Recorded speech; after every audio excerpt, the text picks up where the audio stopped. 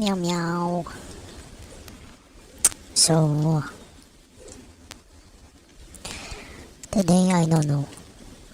We might continue artifact farming.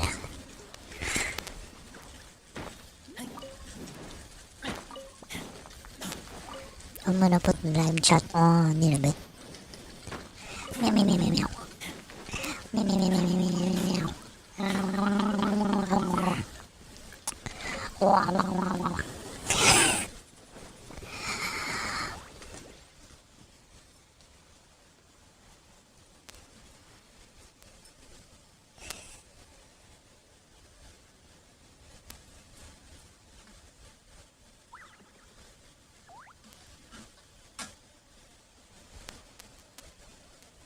I keep watch. You leave, you call me. Hold on. Putting the live chat on.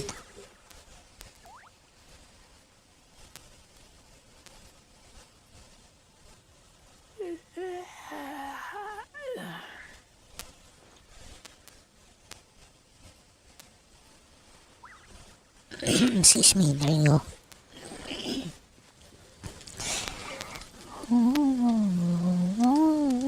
For you here and now, so let me hold. It's a good thing. It's kind of easy for me to learn the guitar parts there. Yeah, I can definitely play it during a gig.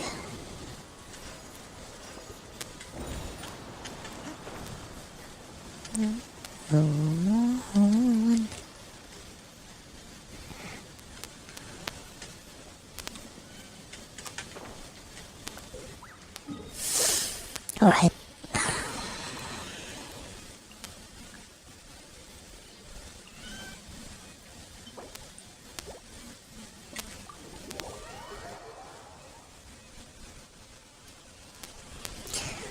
Meow meow meow meow meow.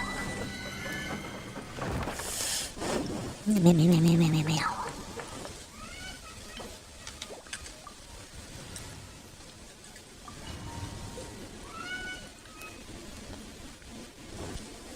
You know, it's a good thing I've never been tempted to use real money for this game.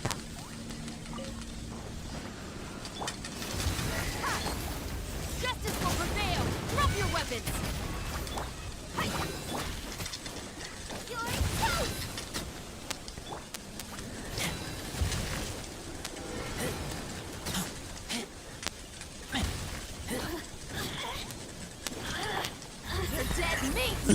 Excuse me.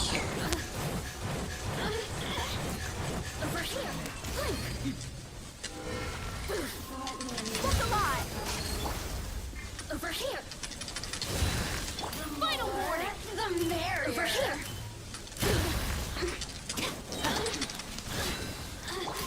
You asked for it!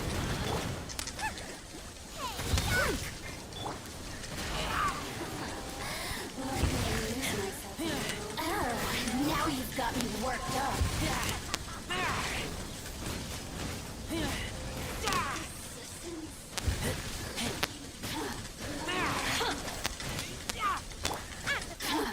Drop your weapons. Let's get it on.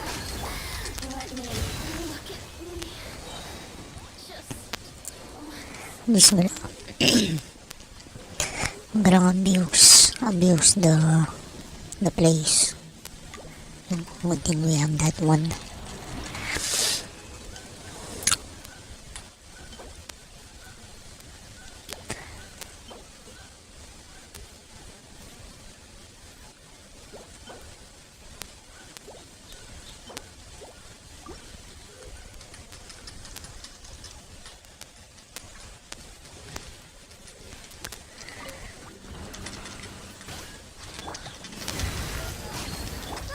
get them. You're toast.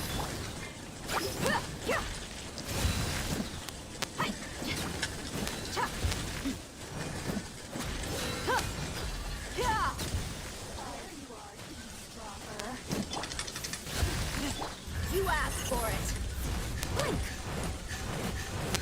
The more, the merrier.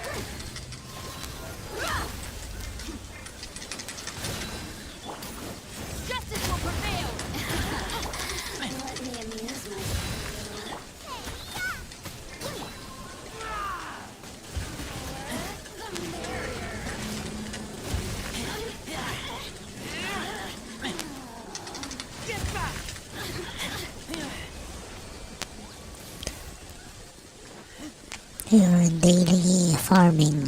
Meow, meow, meow.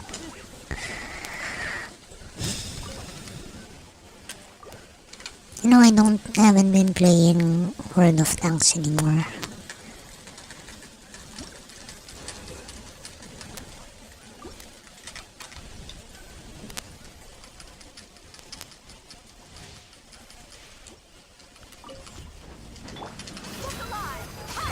Stop right there! You're toast!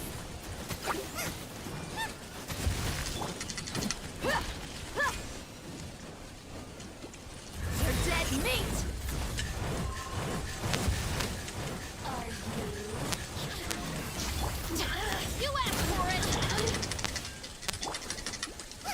Over here! Buckle up! Eat this! The more, the merrier.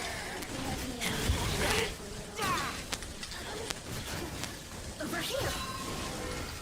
The more, the merrier. Hi! The more, the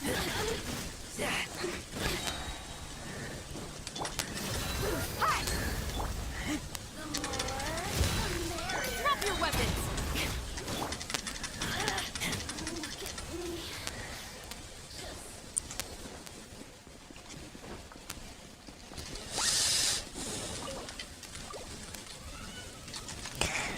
What do you guys think? Should I play World of Tanks today?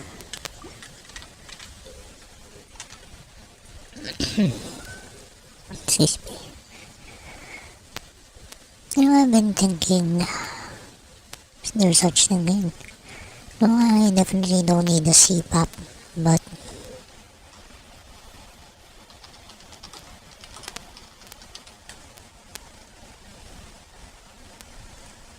like a manual one.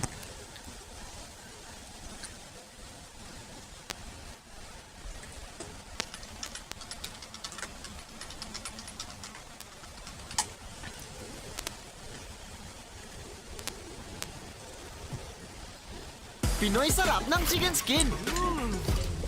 Wow! What's your name?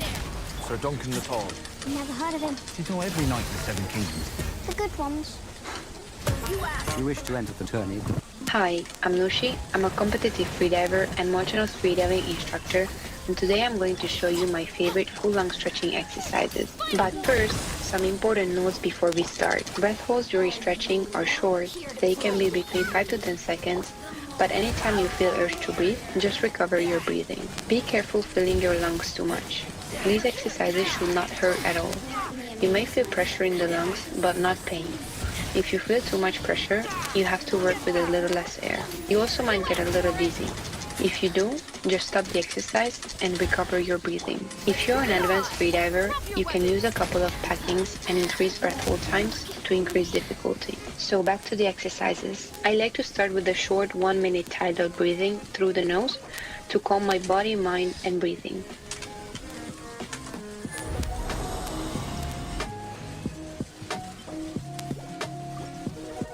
But I think I really need a pull-up bar. I never stretch my back anymore. Unless what I'm doing, like my back stretch like a cat or like a mid-Harry on a playing hammer, mace. Then you inhale through the mouth to full capacity, hold your breath, and bring your arms above your head in arrow position, stretching towards the sky. Then you can slowly stretch to the sides, leaning to the right and then to the left. You can repeat this a few times.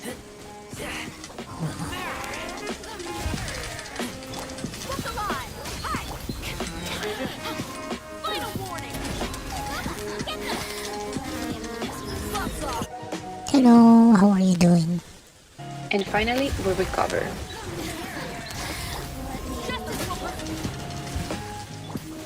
Then the second exercise, We inhale to full capacity, open arms and chest, and cross one arm in front of the chest. You should feel a little pressure on the lungs. You know, I think I really want a pull-up bar, but I don't know where to put it.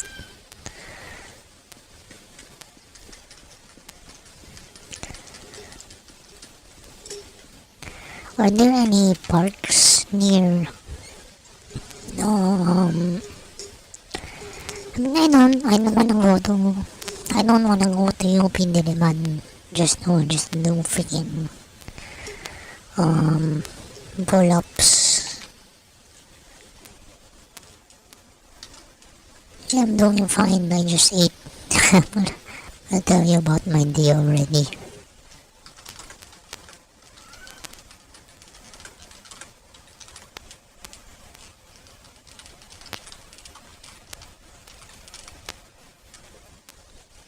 With rice. Hungarian sausage with rice. That's what. I don't know if I'm going out today.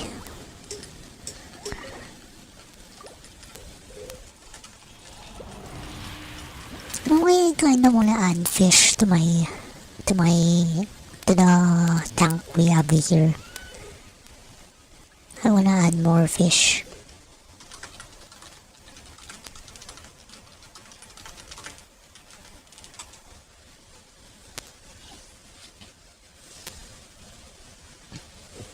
Maybe I'll get to talk to my old manager before, but maybe they'll be busy.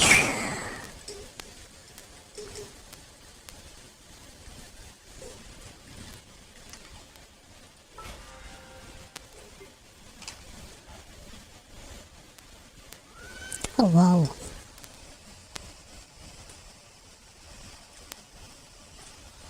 What's that, bro? I don't know what that is.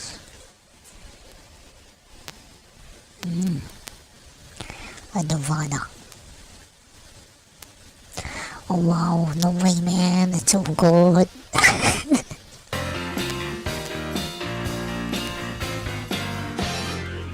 Today we are making one of New Mexico's most celebrated dishes called carne adobada, in which pork is braised in a very simple chili-based sauce. Now, to make an authentic carne adobada, you can't just use any kind of dried chilies.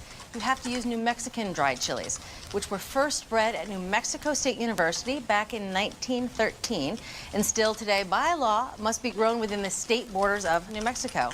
And luckily, you can find New Mexican chilies everywhere, even at the supermarkets up here in Boston.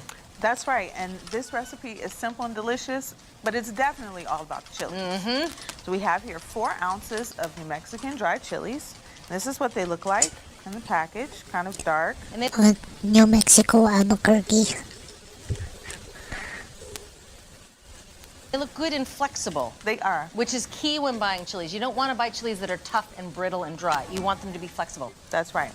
So to prep them, I'm just going to take the top off. This is the way I like to get the seeds out. Oh wait, you said it the other way around. I know a lot of people have their own methods. This kind of works for me, right? Just empty it out. Yep. And I do kind of give it a little cut down the middle just to make sure I got it all out. And if you get a few seeds in there, it's not the end of the world. Yeah, some will stick. That's okay. I'm just going to cut it into 1-inch pieces. All right. The total amount is 4 ounces of chili. Okay, well, that's a lot of chilies. This dish is primarily made of chili, so all the chilies are actually very important, very useful. Man, no, this is making me freaking happy. Man, I don't know. We can get a one of that kind of chili, so I cannot make that one. All right. We're all set there. Now, typically, when we're working with dry chilies, we toast them. In this case, we're going to completely skip that step because we want to preserve the freshness and the brightness of the flavor. Instead, I'm going to steep them in 4 cups of boiling water. And that's just going to soften the chili peppers and eventually puree to a smooth texture. That's right. You just make sure they're all covered with water, right? Nice and submerged. And then we're going to let them steep for 30 minutes. All right. And I'm going to put this aside here. And we can start talking about our pork. The main ingredient. Oh, yeah. This is 4 pounds of boneless pork butt. that I'm cutting into 1.5-inch pieces. There's a lot of fat in a pork butt. How much are you going to take off? Not a lot. I like to have a little fat in there for the flavor. Now, pork butt Hell also yeah. goes by a few other names. It goes by picnic shoulder, Boston butt, but it actually all comes from the same part of the pig, which is the shoulder. All right, so while Al continues to cut up that pork, let's take a minute to talk about New Mexican chilies, which are the key ingredient in this recipe. Now, they have a very earthy, sun-roasted, slightly acidic flavor, but they don't pack a big punch in terms of spiciness. The spiciness of a chili is measured on something called the Scoville scale, which was named after its inventor, Wilbur Scoville, back in 1912. And it allots every pepper with something called a Scoville heat unit, which is the amount of sugar water it takes to remove any spiciness from the human palate. So the higher the Scoville unit heat rating, spicier the pepper. Let's take a look at some peppers. Here on this end, we have a bell pepper. It locks in at a whopping 0 Scoville heat unit because it's not spicy at all. On the other end, we have cayenne. This logs in at around 50,000 Scoville heat units. In the middle, we have a jalapeno at about 5,000 Scoville units. Last but definitely not least, the New Mexican chili with just 1,000 Scoville heat units. So it has good flavor and it's not too spicy. Hey, Julia. I just finished the pork. All right. Cutting it into 1.5-inch pieces. I'm going to add 1 tablespoon of salt. This is going to help season the meat and help it to retain the moisture while we cook it. And good to note that she's using kosher salt. If you were going to use table salt, you should use half the amount. All right, so I'm just going to stir it in there really well. Make sure all the meat is Damn, that really makes me want to make that one. But you know, bell pepper won't do. covered. All right, so I'm just going to put it in the fridge for at least an hour. Okay. Okay, so we have our pork. It's all set to go. It's time to make our sauce. My favorite part. Yes, so we got our 4 ounces of chili peppers that we're soaking for 30 minutes. And we're just going to strain off the liquid. I'm just going to add these peppers to the blender.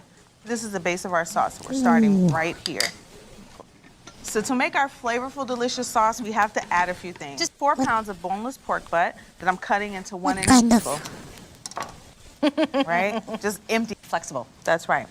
Simple and delicious, but it's definitely all about the chilies. So we have here 4 ounces of New Mexican dried chilies. Oh my, Cutting New Mexican dried chili.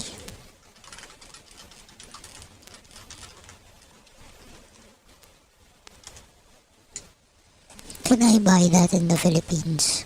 Ooh, that's tempting, bro. Look, I can order some. Can I plant them here? I wanna plant them. Damn.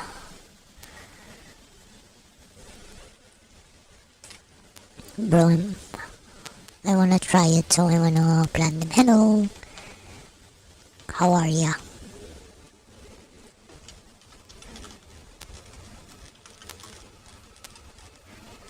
What's that? What's class 66? Wait, don't make me search. Do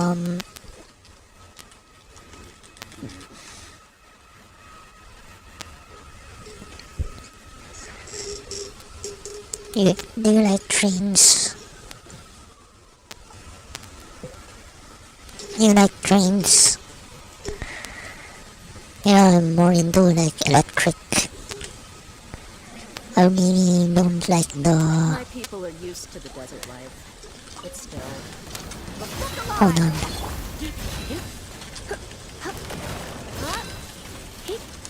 Stand clear. Squirrel, Mark 2.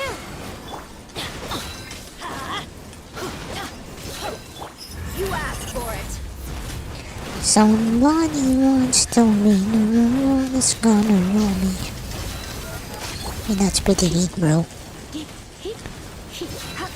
Animal test 6308. No, I'm not into trains, but wow. Come a little closer. You've been a naughty boy. Animal hypostasis.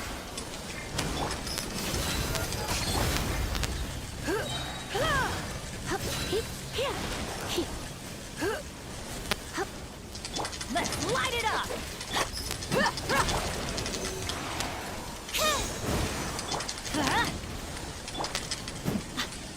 You're in for a little shock. Buckle up. Frick.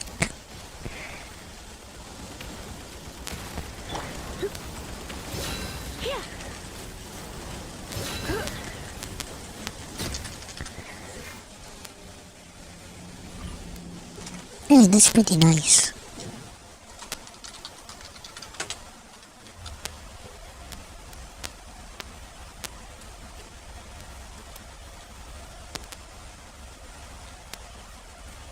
That's pretty nice, man. Okay, I'm gonna go back to our freaking Nevada. Into 1.5-inch pieces. I'm gonna add 1 tablespoon of salt. This is gonna help season the meat and help it to retain the moisture while we cook it. And good to note that she's using kosher salt. If you were gonna use table salt, you should use half the amount. All right, so I'm just gonna stir it in there really well. Make sure all the meat is covered. All right, so I'm just gonna put it in the fridge for at least an hour. Okay. Okay, so we have our pork. It's all set to go. It's time to make our sauce. My favorite part. Yes, so we got our 4 ounces of chili peppers that we're soaking for 30 minutes. And we're just gonna strain off the liquid. I'm just gonna add these peppers to the blender. This is the base of our sauce. We're starting right here. So to make our flavorful, delicious sauce, we have to add a few things. Just a few more things. Just a few. So we're gonna add 2 tablespoons of honey. So a little sweetness. A little sweetness. That's spicy sweet. That's a great combination. I have 2 tablespoons of white vinegar. 5 cloves of garlic. Just a little garlic. Just a little. We're very modest in our garlic. We have 2 teaspoons of Mexican oregano, 2 teaspoons of cumin, and half a teaspoon of cayenne pepper, because we need more pepper. Well, like you said, the New Mexican chilies don't have a lot of heat, so you need a little cayenne to ramp it up a bit. A little kick. And we have 8 teaspoons of cloves. And finally, a teaspoon of salt. All right, so we have all our herbs and aromatics in there. We're just gonna make it into a paste to start. So that's a thick-looking paste. It is, and it only takes 30 seconds to get there. Not a lot of time at all. It's just a start. We just want to give everything a fair chance to get blended in there before we start to add liquids and make it into our sauce. All right. And speaking of liquids, we have here 2 cups of soaking liquid from our chili peppers. Because there's flavor in that liquid. You don't want to throw it away. Look at that. That's nothing but flavor. Right. We need all of that. All right, I'm gonna get started. Okay. I'm gonna start by adding 1 cup of liquid to get everything going. And then I'm gonna add up to 1/4 cup of liquid to keep everything moving uniformly in the blender. You got it. And we're gonna let it blend on high speed for another minute. I can smell that from here. Can you imagine how it's gonna taste when it's done? All right, so I think we're ready to move on to the next step. All right.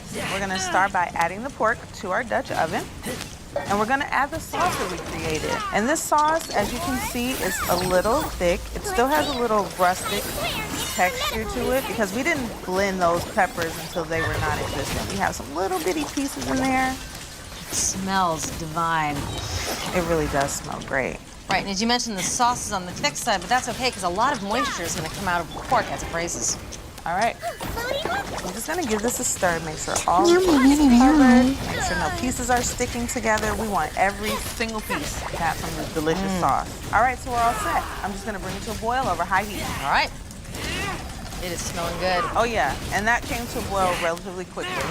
So I'm gonna put the lid on it, and it's gonna go in the oven on the lower middle rack at 325 degrees for up to 2.5 hours. Sounds good. Oh. It smells good. I always get so excited. Don't drop the pot, Al. All right, let's take a little look-see. Oh, wow. That looks great. That smells so good. Yeah. I'm just gonna use my fork, test it for doneness, so it's going right through. Oh, some even pulled off. I think it's ready. All right. I'm gonna give it a stir because I wanna reconstitute the sauce and I wanna get some of this fond off the pot. Because the fond on the side of the pot, that's good caramelized flavor. You want to get that back into the sauce. All right, so it's been 10 minutes. It's cooled. Our sauce is thickened. Can I make your plate? Please. You can't run. That looks so amazing. Oh, a little extra sauce too, if you wouldn't mind. I don't mind at all. Oh, yeah. That looks delicious. Thank you. There's a nice warm tortilla for you. Isn't that gorgeous? Gorgeous. Would you like a lime? Yeah. Thank you. Oh, That's great. all right. All right, I'm gonna try mine without tortilla first. Oh, look at the meat. It just breaks apart with the fork. So tender.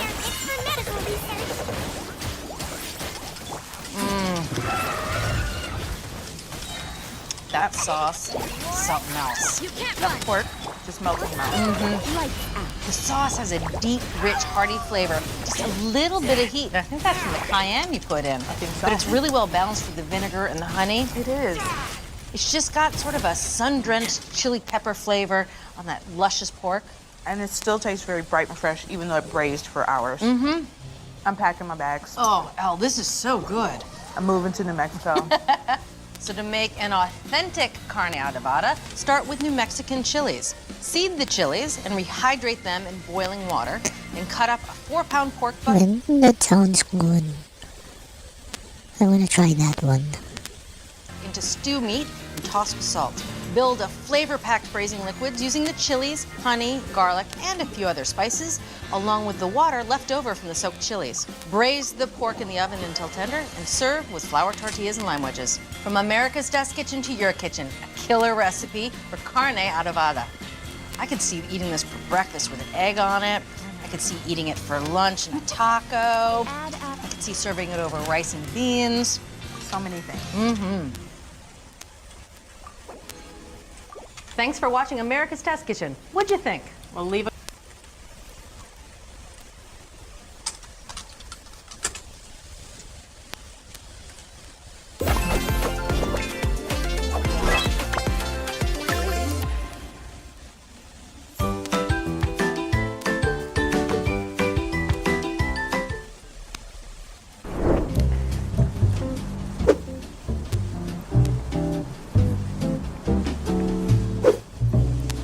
So para maging mas makulay at special ang ating dining table ngayong holiday season at yun ang Mas pinasarap na Man, all these freaking ads. Eat. Meow.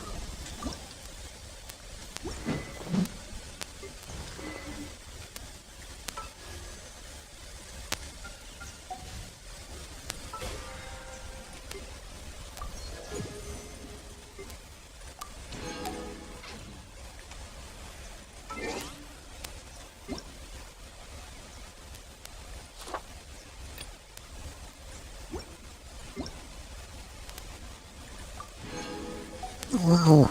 Excuse me. 300. So we can put twice.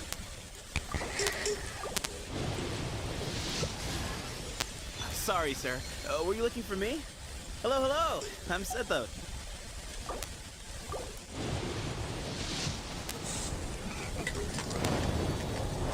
I got another characters. Another character. Lol.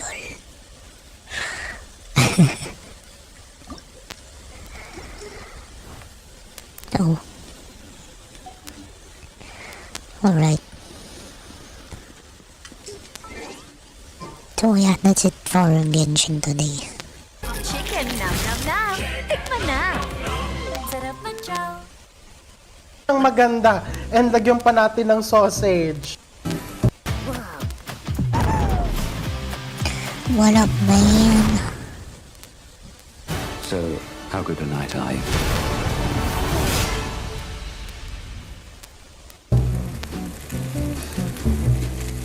Bro, look at that. When you try that one? Are those like peas? Yeah, I'm doing well. And you can hear, nagsisizzle. Diba? So, pag nagsizzle na ganyan yan, no? Okay na yan. Papatayin mo na yung apoy. Ngayon, I think they have shrimp in there. No. ito yung problema ko dito sa paella na to. Parang nanghihinayang akong sirain siya. Gusto ko siyang paabutin hanggang dinner. So, tuturuan kita ng tip. Kung gusto mong gawin yon, ganito. Itulak mo yung shrimp. And then, kumuha ka lang ng konti dito sa side. Pangtikim mo. And then, ibalik mo siya ulit na ganon. What the frick?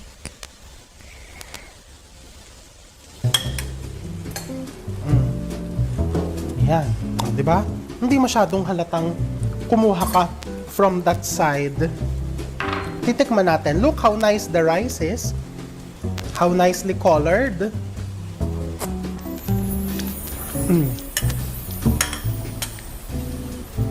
Yung 5 minutes na nandito na yung mga topping, no? That really makes the difference. Kasi, nalalasahan ko yung hipon. So, bumagsak talaga lahat ng flavors pababa doon sa kanin. And yun ang maganda dito sa recipe na to. And of course, Alright. You know, I used to cook red paella and paella negra. You know, the one with the squid ink when I worked at a restaurant right after graduating. And you know,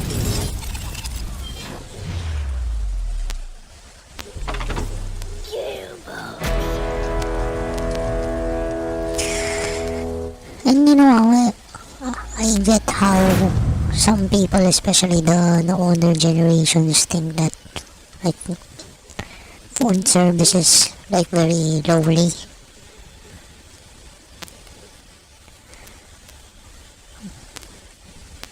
I remember one of the other cooks. Like he came from a very expensive university or college. I think Enderon. Lol. I can't imagine studying there. Frick.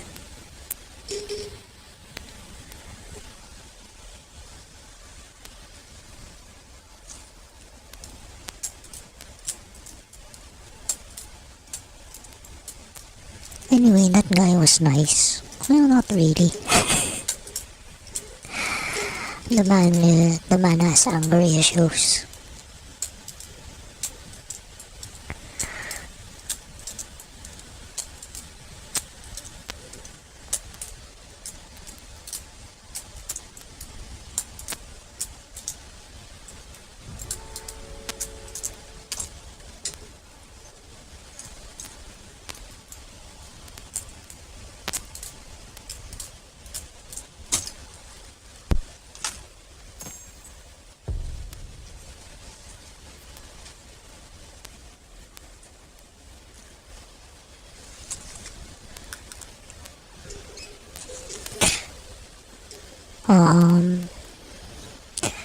You know, I think I'm gonna apply as an office assistant at the agencies near home, the security agencies. Yeah, I think I'm gonna try.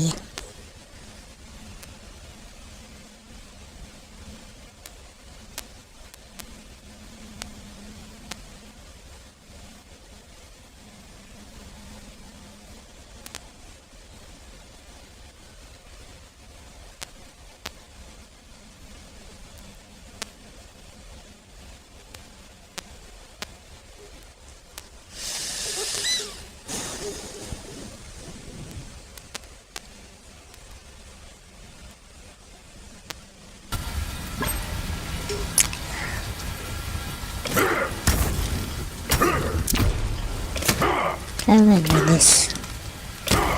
I think I played on stream two days ago, right? Or 3 days ago. Your inferior senses betrayed. Okay, I'm freaking wrong. I thought F was the pick up items. It's freaking E as in echo. Frick.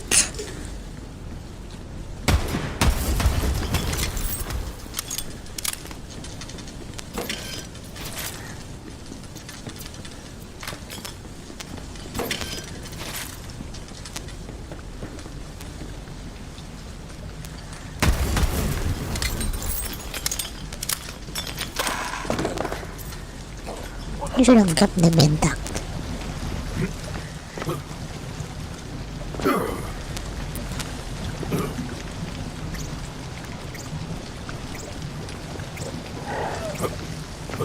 How do you go up there?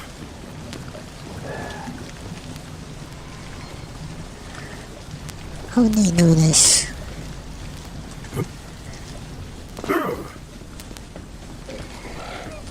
Rocket launcher, pistol, shotgun, sniper. How do you go up there?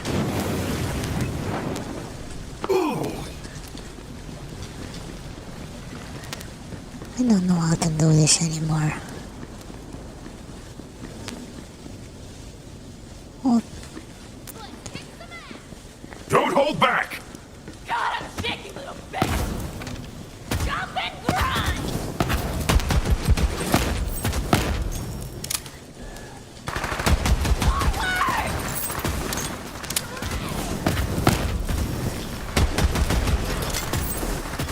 You're already dead. You know that, right?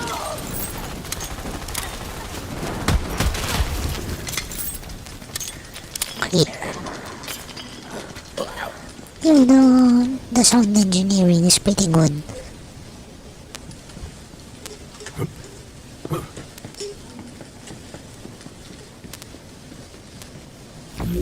Frick, I wasted it.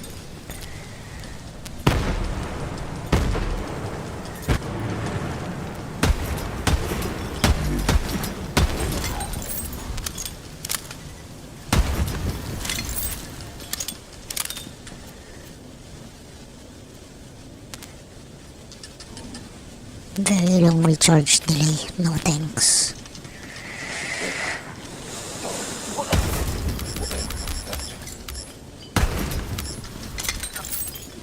Excuse me.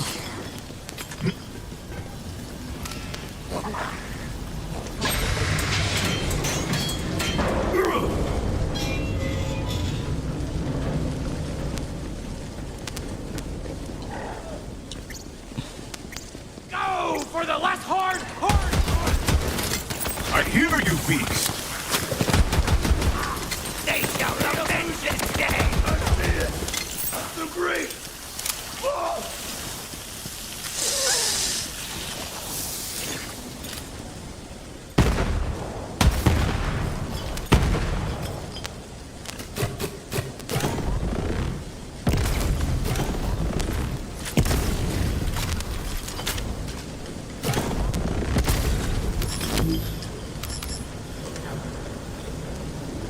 I wonder what's gonna happen when we...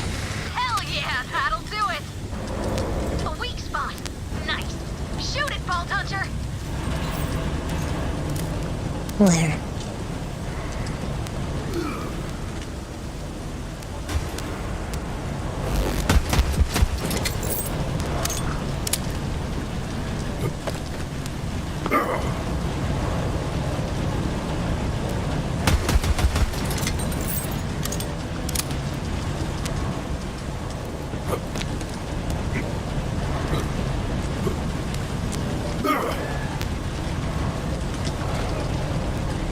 Bro, where is it?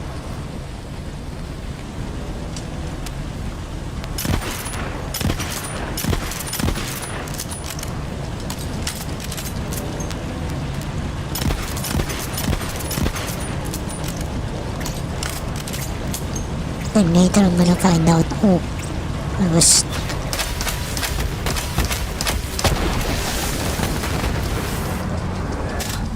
Vault Hunter, you did it!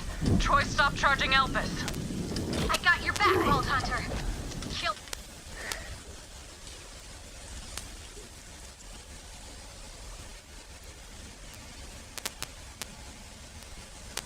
You know, regardless, I think I'm gonna go out. I'm gonna think of what to buy. Maybe... You know, I still have many... I still have some... pasta and some spaghetti sauce. I'm gonna get some... How? Tannis, the Vault Hunter cut off his iridium supply. Where's Troy getting that kind of power? I have a theory, but you aren't going to like it, Lilith. Tyreen. He's using Tyreen. He's leeching his own sister to keep charging Elpis. Vault Hunter, you have to take out Troy. It's the only way.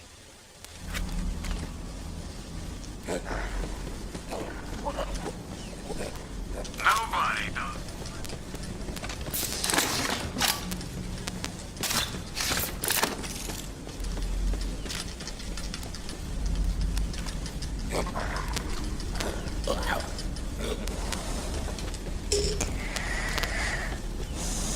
Am I gonna fight Troy? I think I'm gonna fight Troy. Yes, into the fray.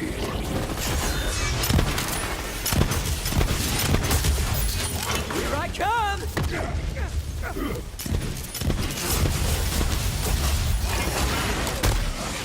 You can't stop me!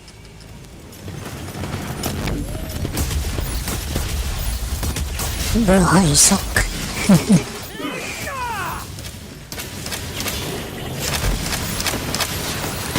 I'm getting tired of you!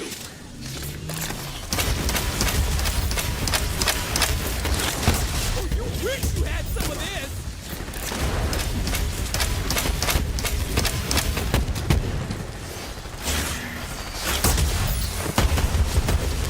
Man, I wish I had a full auto right now.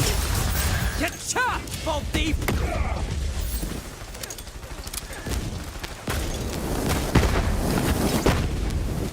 Nothing can stop us now!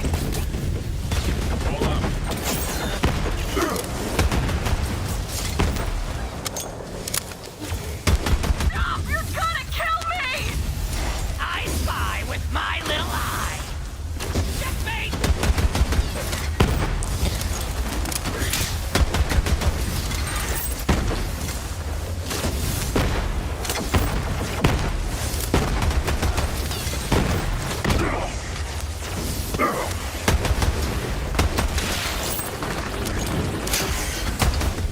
Gather, Tyrene! Death. But yours was thrilling. This is my time!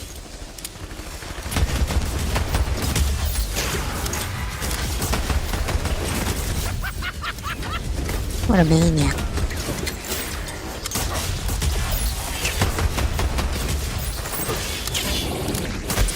But aren't we all?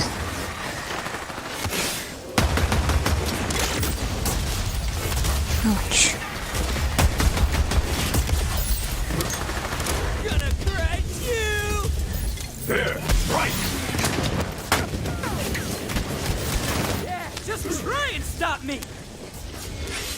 I'm trying. This is incredible!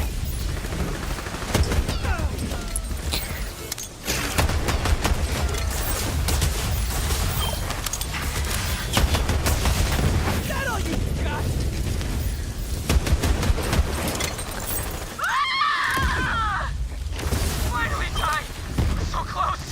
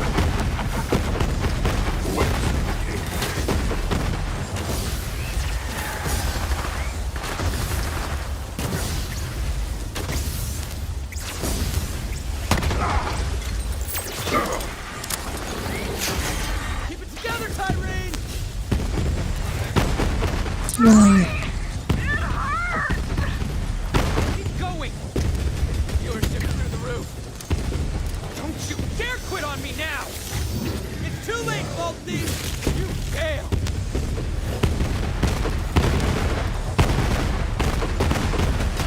Yo, he really ate my grenades You lost! by standing there.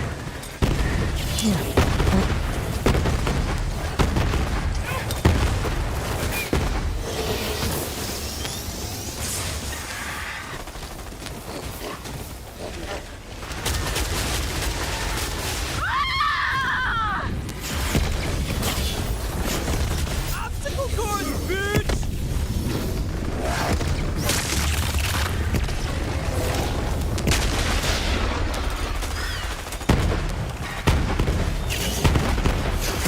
I am unstoppable! Hell yeah, we got him. Side. Maya has been avenged. Whose echo is that? Vault Hunter, check it out. What's up, killer?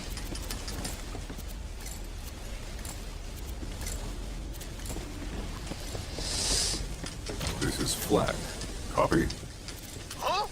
How did you get this? No, you know what? It doesn't matter. This is Typhon de Leon. Listen up. You see that crazy beam of light shooting through the sky? Pretty cool, right? That means the Great Vault is opening. And if it does, say goodbye to Pandora. So get your case to the Negra de Feo now! Over here, killer. You said Typhon de Leon. Impossible. He's been missing for decades, ever since he vowed to find the legendary planet of Necro de Feo. Maya used to tell me stories about it. What is going on? Pandora's not a planet. It's the Great Vault. And Tyreen intends to leech the planet-sized monster within. Destroyer. Still alive. That's like when she told me she'd finish what I started. There is still a vault here. Vault Hunter, you should go and see what is inside. I imagine we will need every advantage we can get.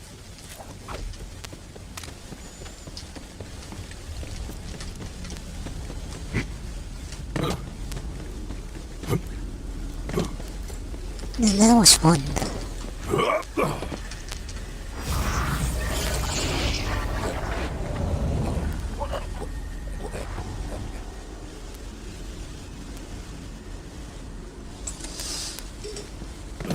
This isn't the Great Vault itself. The Calypsos were in possession of the Pandoran Key for quite a while. They could have looted this vault ages. Incredible! That device appears to be capable of translating Iridian language. That's something that has eluded even the top researchers in the field for decades. And yes, I do mean me. This will need further study. Return to me, Vault Hunter.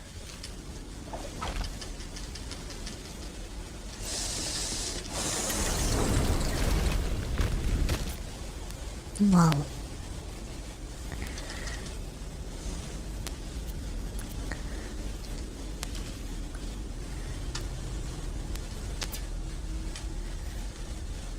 Can't use it.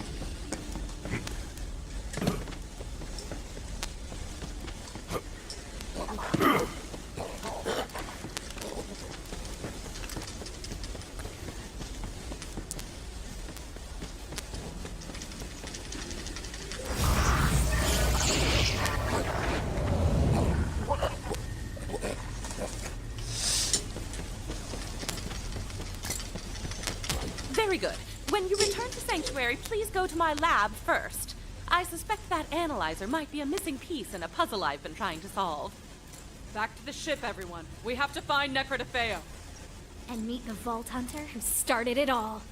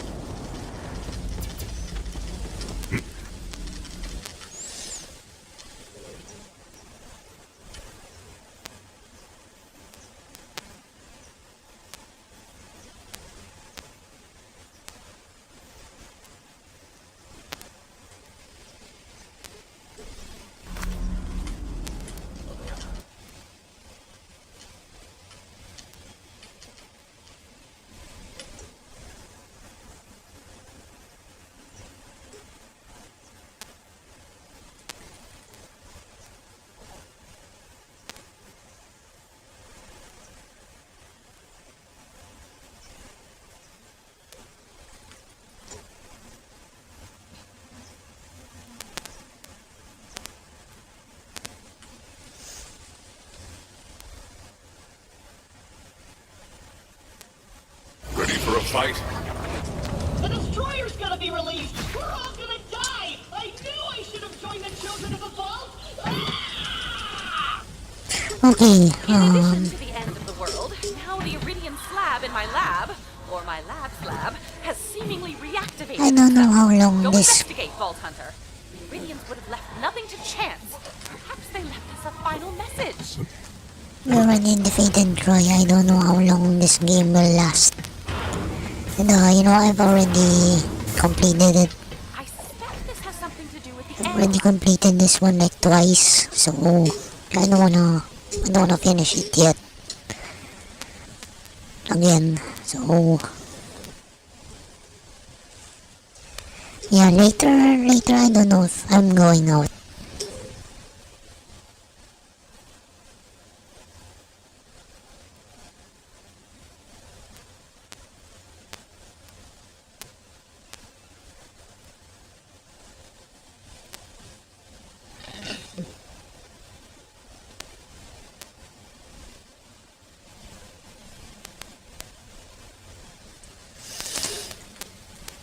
We'll see.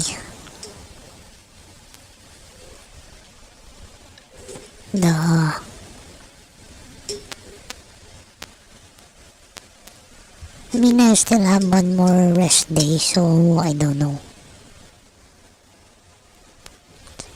It's really hard to plan when you don't know what other people want, you know. I'm gonna go to work Sunday night.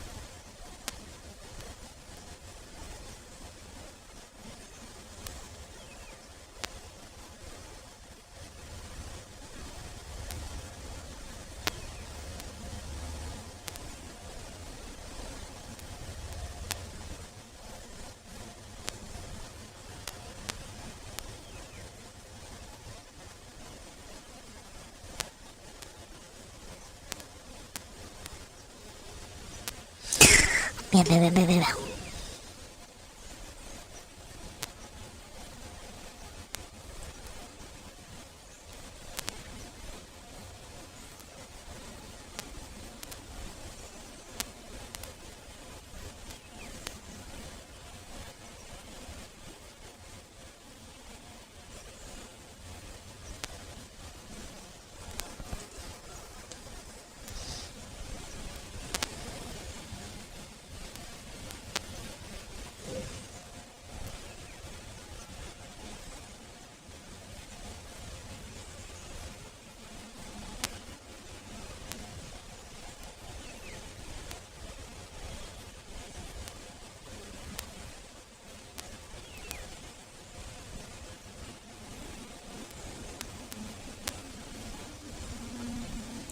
Then, you know what, I think the single draft pool is pretty small. Okay. I think I need to win 3 more rounds. 3 more matches. No prayo.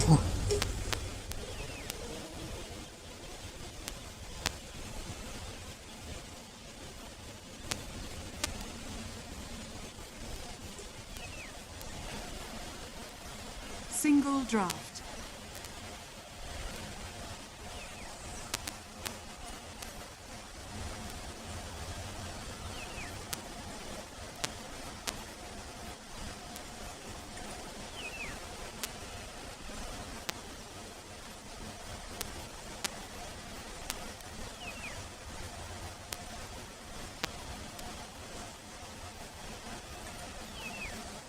The only problem is if they get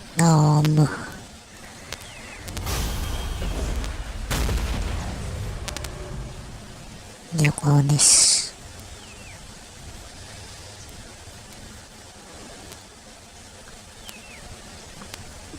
Excuse me. 10 seconds remaining.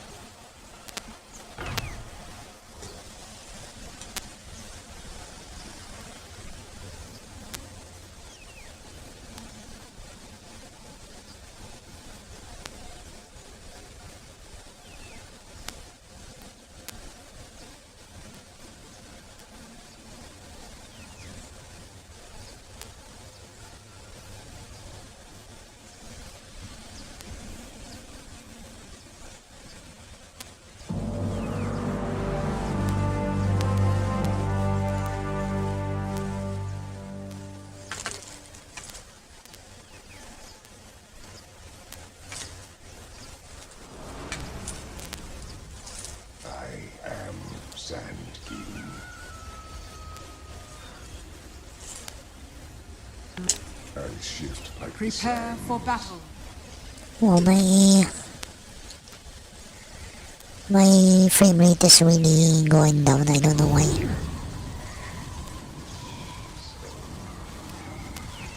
Of course.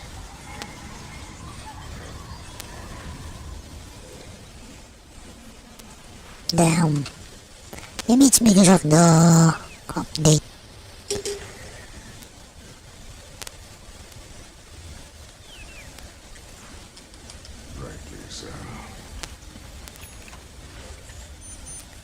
Oh man. Well stated.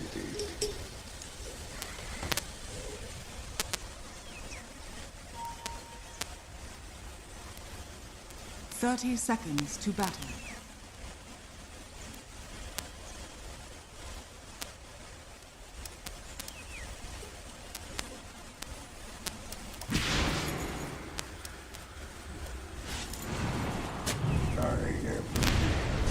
Man, the frame rate is really low. Do you see how choppy this is?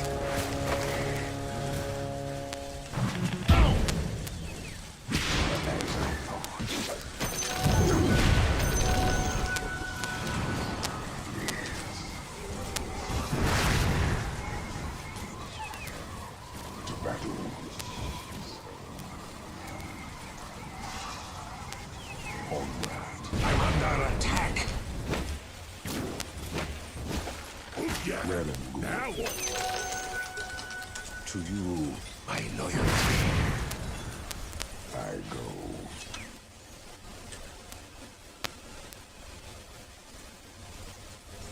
Oh, it's really choppy.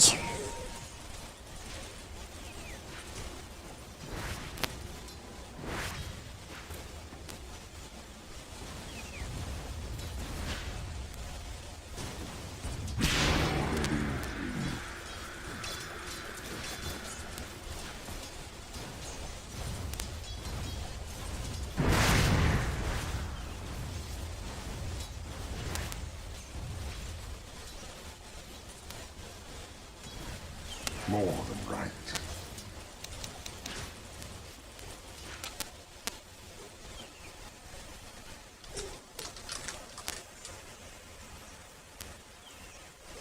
Oh, one zombies.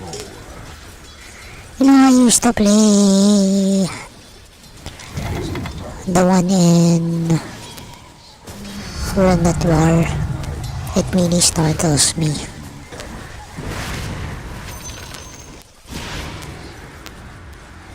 So you say.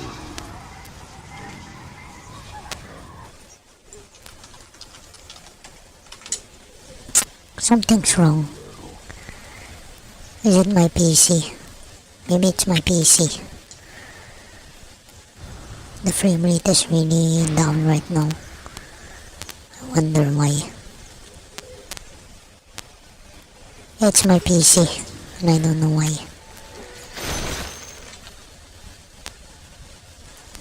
Oh, probably not. Looks like it's not. Stinger.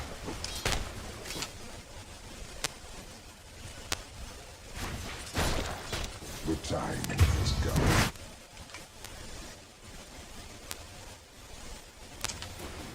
I have you, Captain. More than right. Your top tower.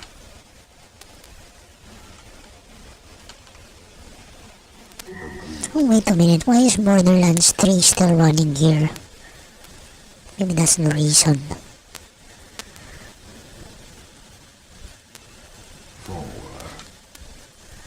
My flesh vitiates. So you say.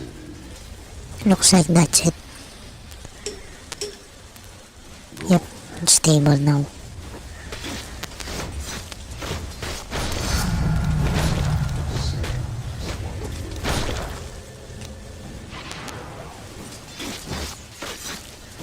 As I tell you. I'll scour your bones.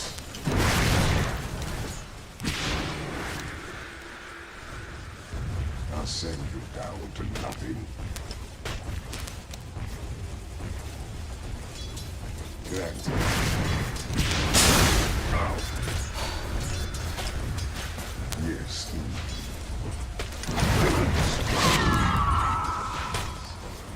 That's a sting.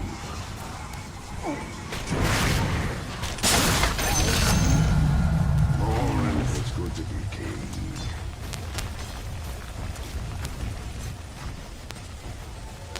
I go.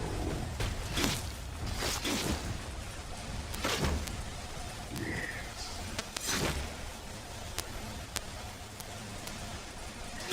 As I thought. Of course.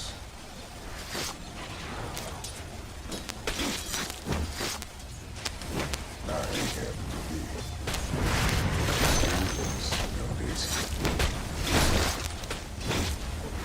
By the scintillant waste. Turns out to be Borderlands 3. Somehow still running.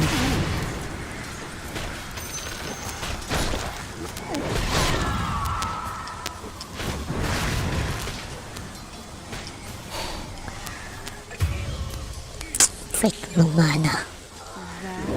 Find your bones.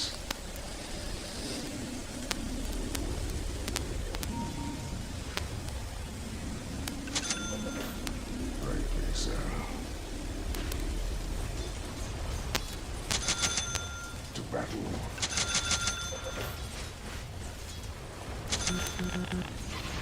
Radiant structures are fortified.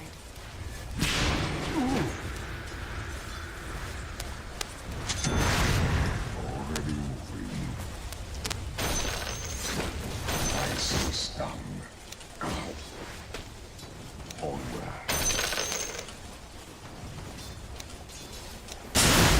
Your top tower is under attack.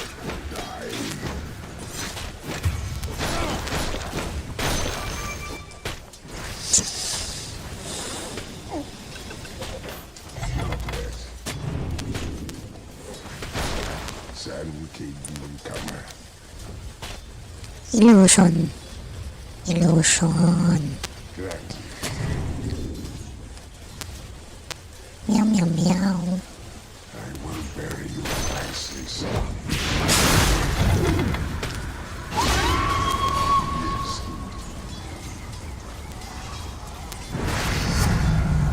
My strength increases. How? Well,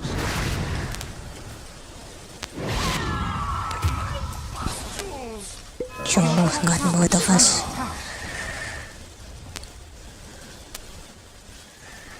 well and good. Your top tower is under attack. To battle. Lord.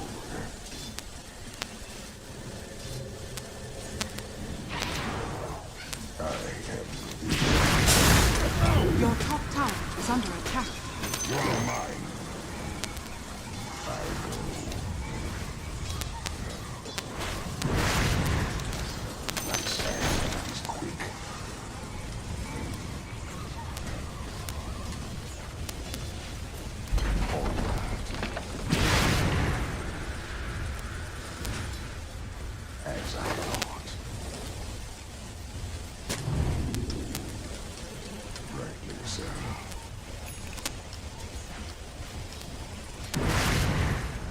So you say.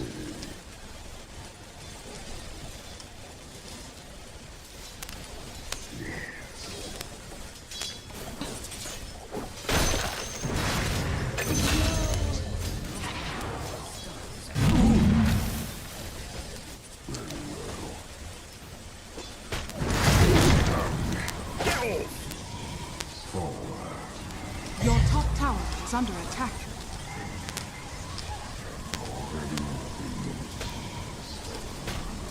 Meow meow meow meow meow.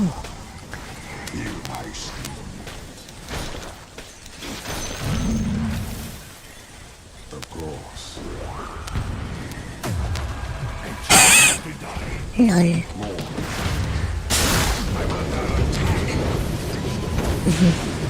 And then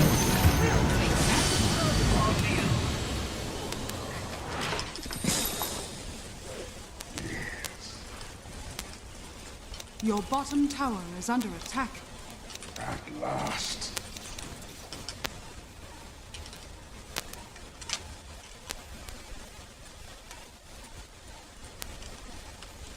listen to some Stockholm Gamma.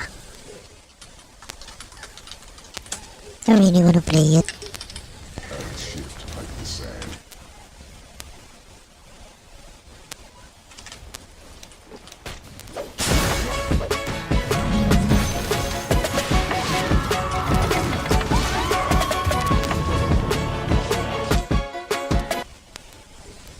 Hey, you know what? I haven't milked a Gamma update for a while, so let's go quickly over what's new in this 0.9.4 patch. It's a pretty significant update, mainly in terms of polishing, quality of life and gameplay improvements, with a lot of balance changes. There's not a lot in the new content department, but we still have 2 brand new weapons and a lot of cool new add-ons, so let's go over everything.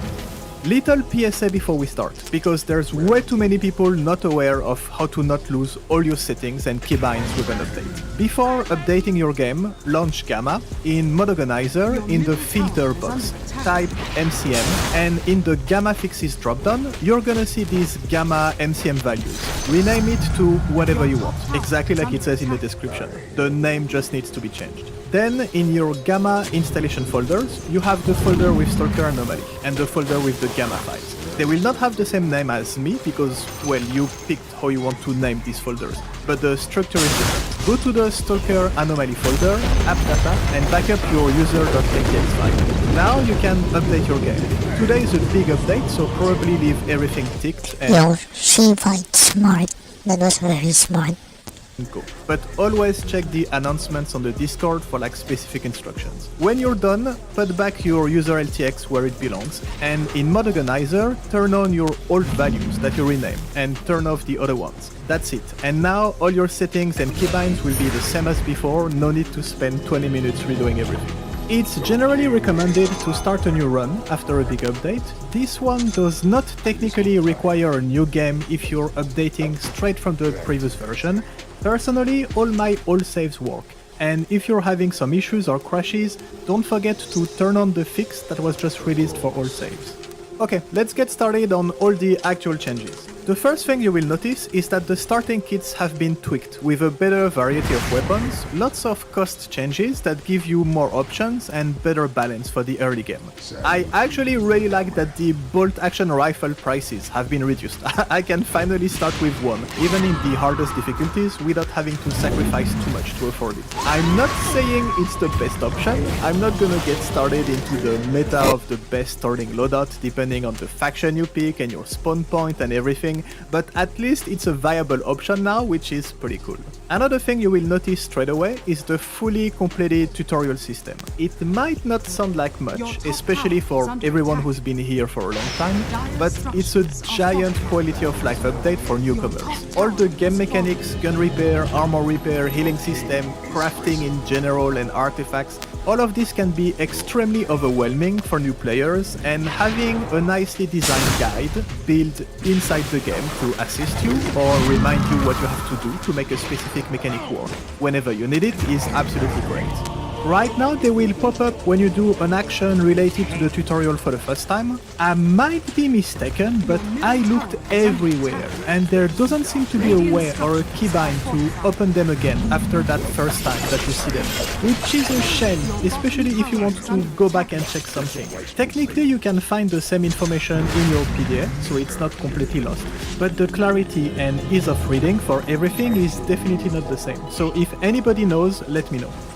We've got two new weapons, the KSG-23 shotgun that can take suppressors and lasers, that brings more options for endgame shotguns, and another use of 23x75mm shells, which is nice because this caliber is definitely underutilized. And the RSH-12 because who doesn't need a revolver shooting 50 cal rounds? To be fair, I started using a lot of the 357 pistols in my last playthrough, not by choice in the beginning, but because I had too many ammo and repair part issues for other guns. That's the beauty of Gamma, having to use weapons you never thought you would because it's your only way to survive pretty much. And in the end, these guns really started to grow on me. And it's pretty much the same for the RSH-12. At first glance, not really a weapon I'd be interested into, I think, but having a literal hand cannon kinda sounds pretty broken and amazing, so we'll see. We've got all the immersive animations back on the menu, so picking up items, opening your backpacks, killing mutants and looting corpses are fully animated now. And the last sizable change to the mod pack is a big UI change with the addition of the interaction dot marks add-on. Basically, now instead of having to keep your F key pressed to see items you can loot around you, they will automatically have small visible dots appearing when you get close. I mean, it's this and much more. Lots of contextual icons, new secondary actions you can do. It's a complete revamp of how you interact with the world around you. I highly recommend watching Catpaw's video on it. He covers absolutely everything his add-on can do, because I want to do it justice here. The link will be in the description. My first gut feeling is that I hate it. It looks like all the console UI shit I hate, exactly all the stuff I turned off immediately in Stalker 2, but I'm aware I might be an old, grumpy and bitter old man that doesn't like change, so I decided to keep everything on right now and see if it grows on me. My opinion on whether I like it or not is not really relevant anyway, because you can fully customize it in every single detail to your liking anyway. You like it, keep it. You don't like it, turn it off. You only like certain things, just keep these. It's very easy to customize, and having new options in general is always better than none. What I do love right now is the quick action wheel. You can bind up to 10 items in your inventory directly to it, and it makes using medicine and boosts in combat or tense situation much easier. No more opening your inventory and fumbling to try to find what you need to save your life. After that, it's a ton of balance changes, fixes, and general polish. The big ones are changes to artifact crafting. They require more mutant parts now, but artifacts themselves are a bit more common in exchange. The highest tier of recipes becomes drop only, like the exoskeleton repair recipes, can't be bought from scientists anymore, and the tier before that is more expensive and only available in Jupiter.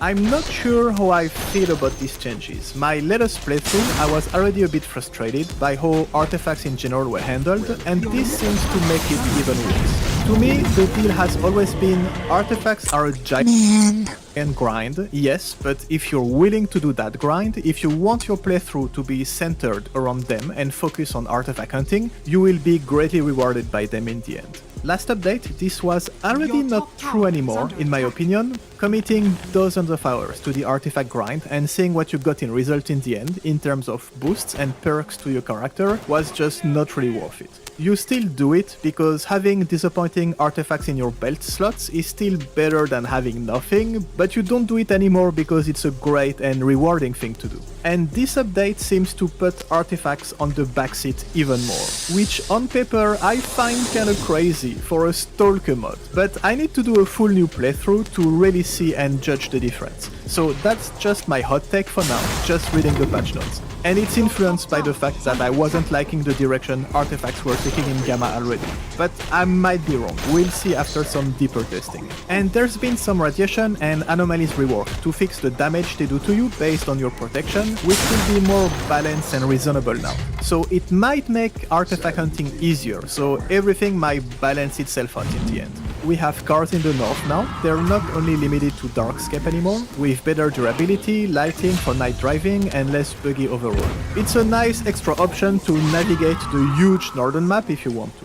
The zone will also feel a bit more populated, with more common but smaller Stalker squads, so more activity in general without drastically increasing the population either. Oh, and I almost forgot. Now in the task menu, when you pick task, you can go back to the previous one if you want to check it or if you miss something. You don't have to close your PDA or refresh everything anymore, which might be actually my favorite change this update. And I think that's it for the main changes. Again, you can check the patch notes, I will link them in the description, because there's a lot more to it. There's some health system balances I skipped, same for weapons, mainly in terms of degradation and jump probabilities, a lot of new audio and improved sounds for weapons, mutants and the whole game in general, tons of quality of life and little fixes, but I think I covered most of the important stuff. It looks like a really good update overall, and the amount of work put into constantly improving the bot pack is crazy. Okay, I'm out. Time to start a new playthrough and train for my next Iron Man attempt, I guess. Cheers, guys. Nay, may bisita kayo. Nakikilala niyo ba si Robert? Ano? Ikaw at ako. Your middle tower is under attack.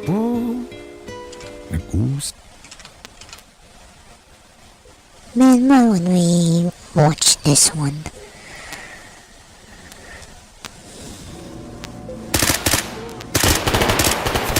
Is this a scorpion?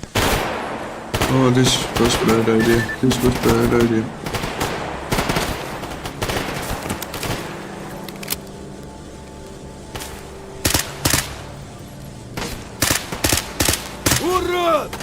And Stalker, we have a job here, we need to return to him, we get some money and stash coordinate. Man, I don't know if I wanna play multiplayer. It's like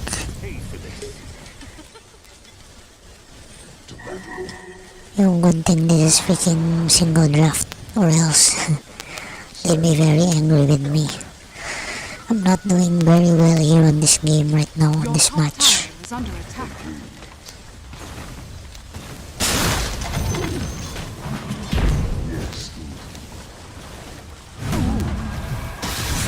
See, Your top tower is under attack.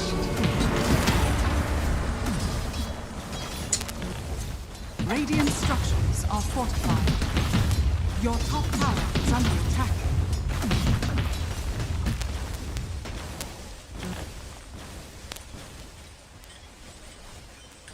Your middle tower is under attack.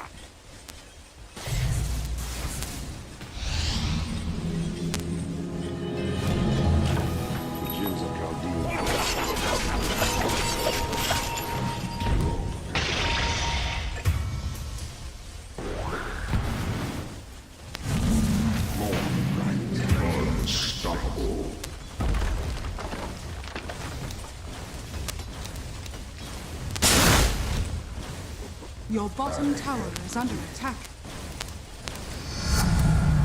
My strength increased, of course.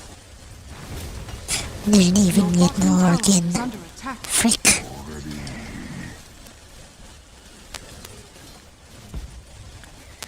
I'll send you down to nothing. Your bottom tower is under attack. Your bottom tower has fallen. Your top tower is under attack. Your top tower has fallen.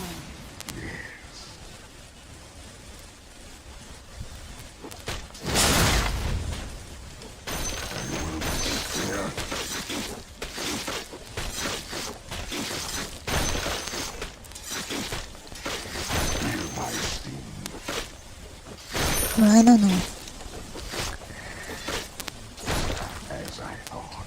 Where's you gonna run to? I shift like the sands.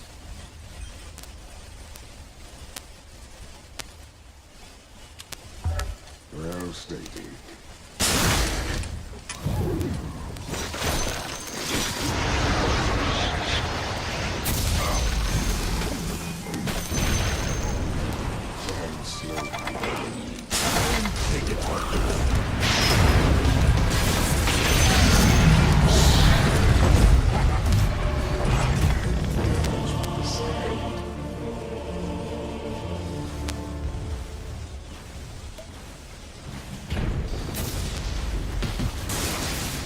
Your bottom tower is under attack.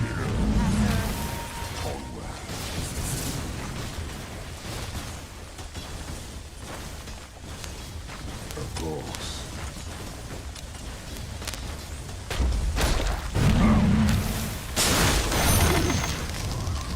I'm under attack.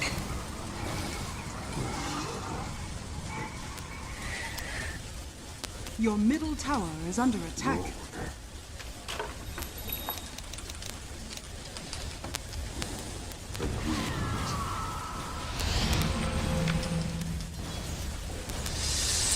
Damn. I shouldn't have played Dota today. No, I don't know if I'm gonna leave. I don't know if I'm gonna get called.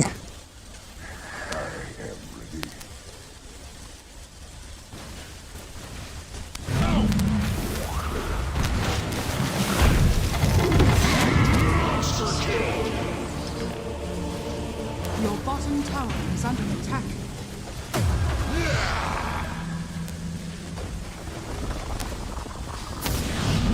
Your bottom tower is under attack.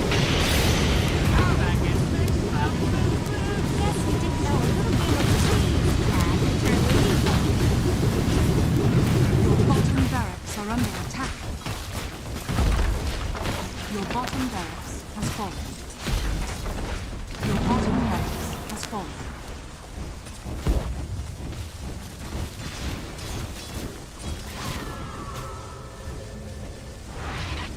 Your middle tower is under attack.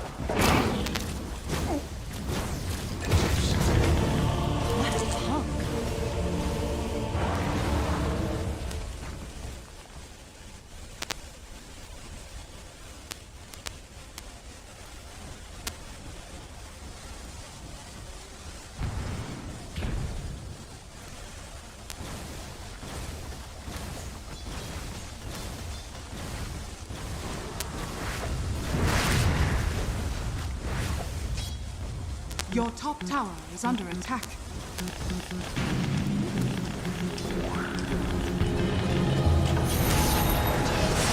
Your top tower is under attack.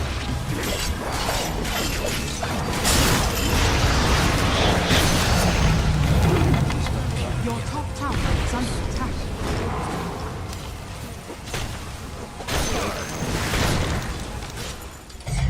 Yes, indeed.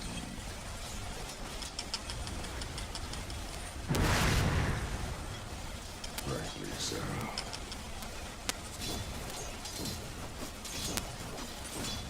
All nicely stung. So you say. My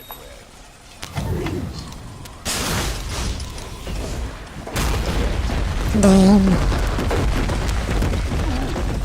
But it's good that I have the orchid now, if ever it's gonna help.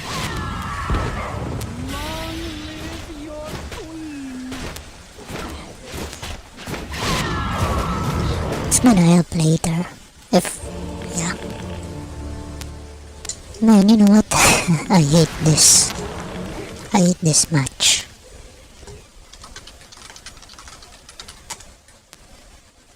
This is going so badly.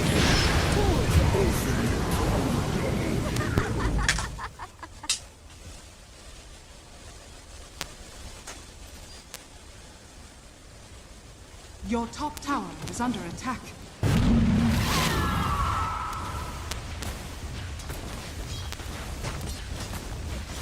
Your middle tower is under attack.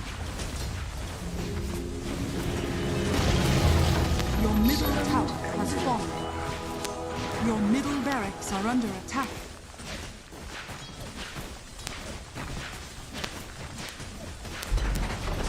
Your middle barracks has fallen. Your middle barracks are under attack. Your top tower is under attack.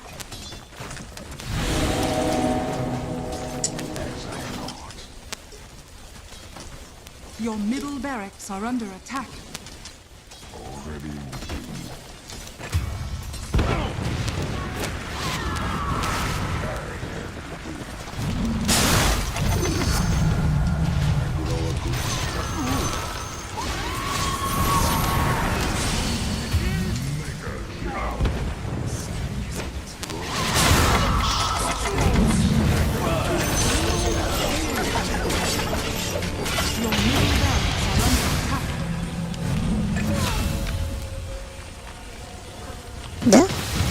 Does he know that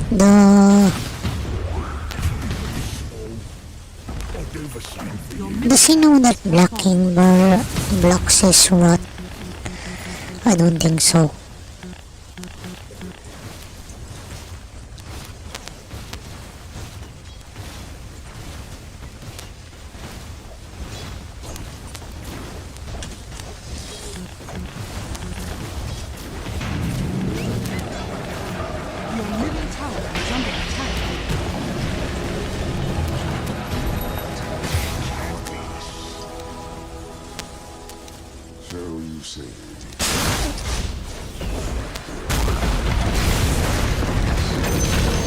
I got one again.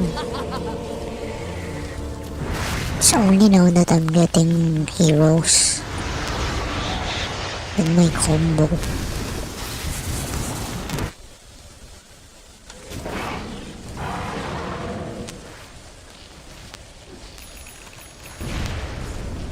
Your top tower is under attack.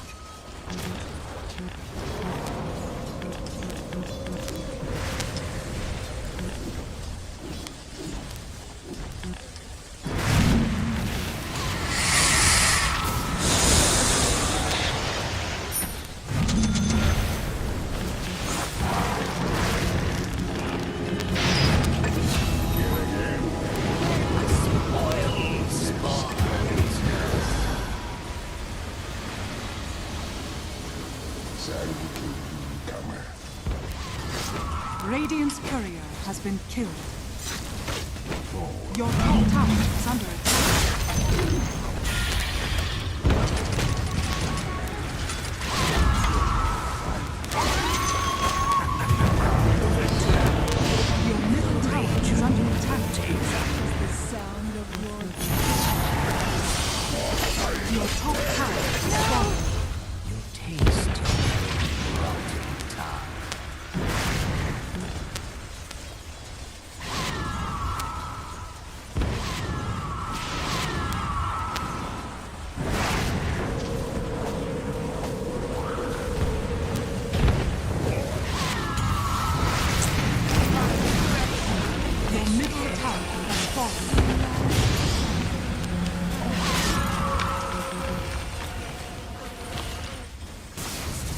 Your top barracks are under attack.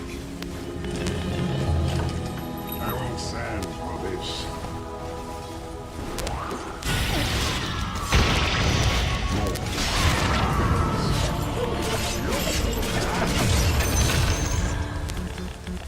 Your middle tower is under attack. There's Oban.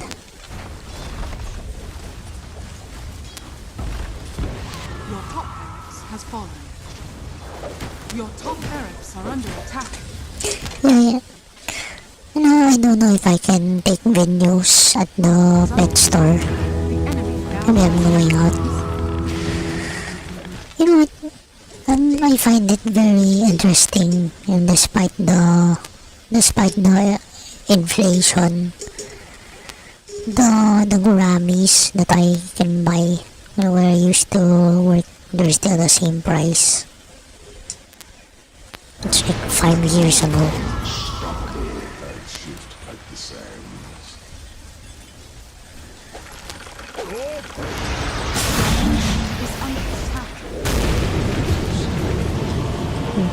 No damage.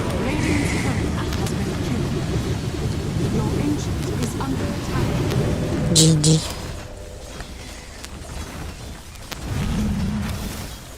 Your ancient is under attack. No, I really shouldn't play competitive games right now because my parents might call me. But whatever. And I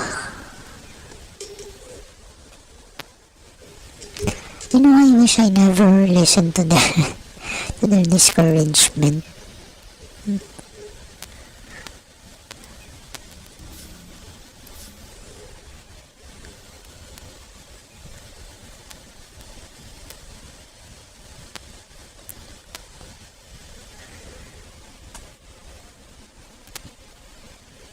I mean,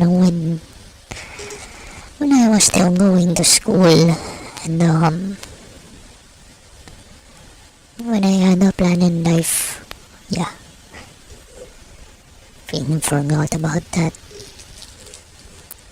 It's because one of them told me to. Kalimutan mo na yan. Yeah.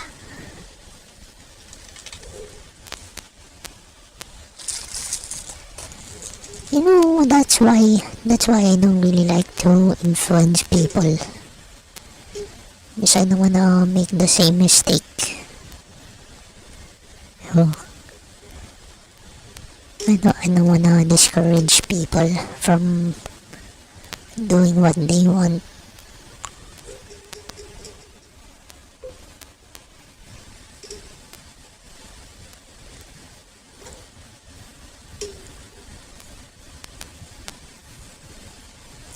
Yeah, I think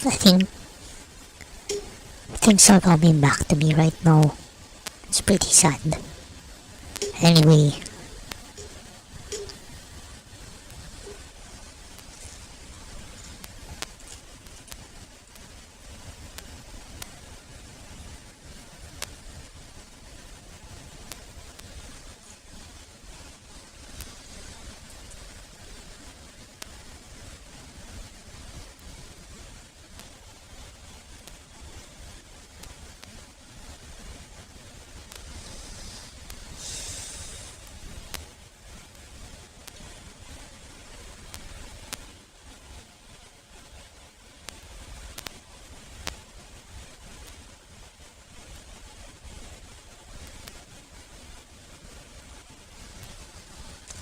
Now I wonder if I can watch the Resi movie online.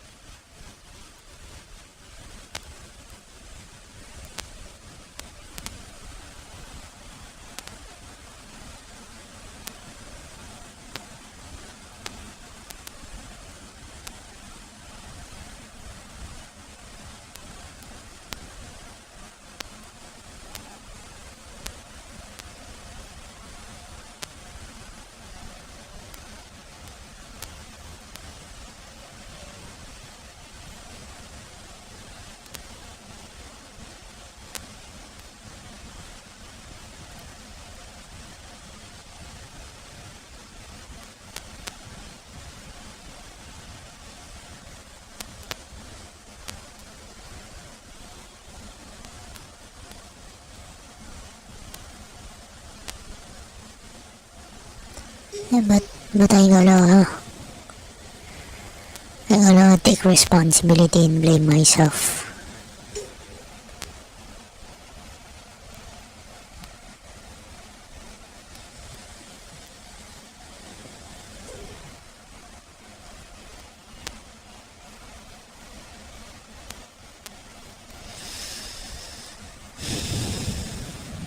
Oh, I still have no.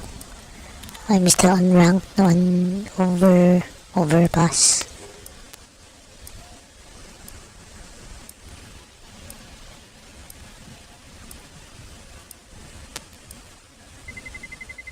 Let's roll.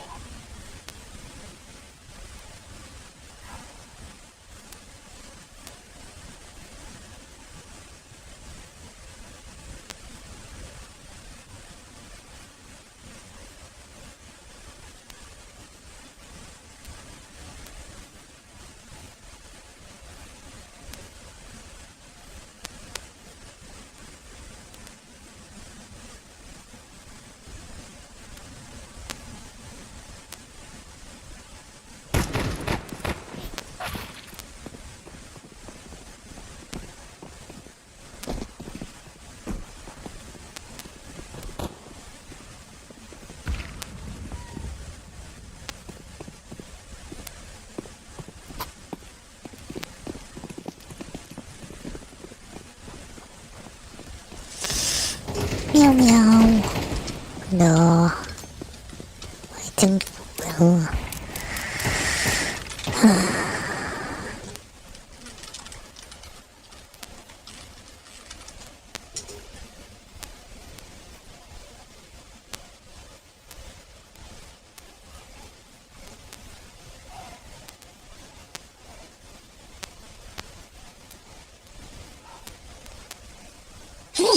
Excuse me. This was last year.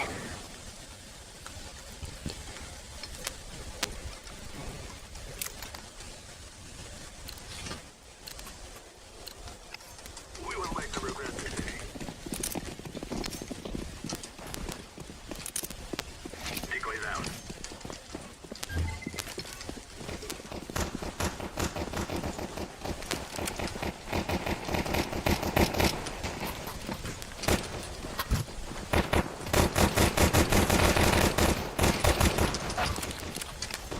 屁股背，吹小。Huh? Can you speak English?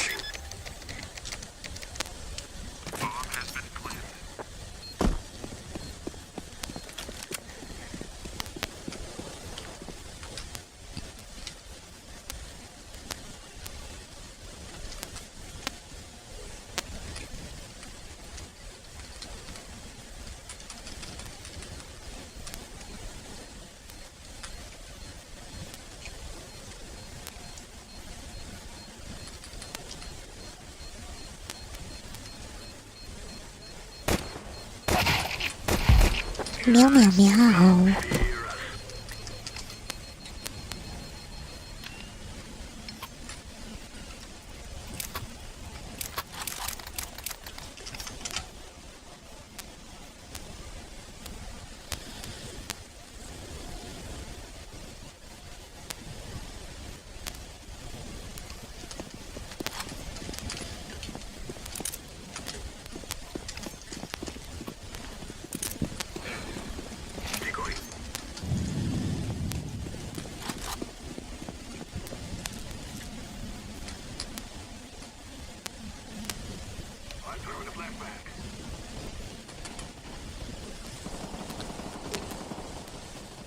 Yeah, you know, resentment for me, it's not only anger but also distrust. You know, it's like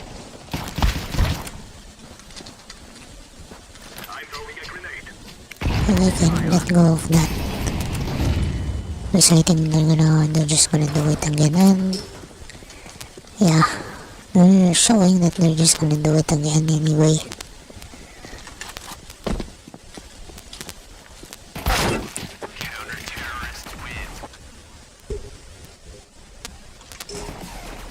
totoo naman eh.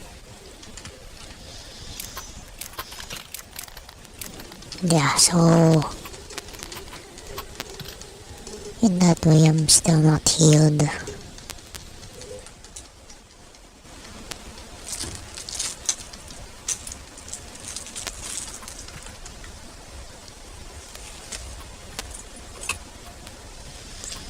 But don't you think you'd be a fool? You'd be a fool to forgive people who would just do it again and again and again.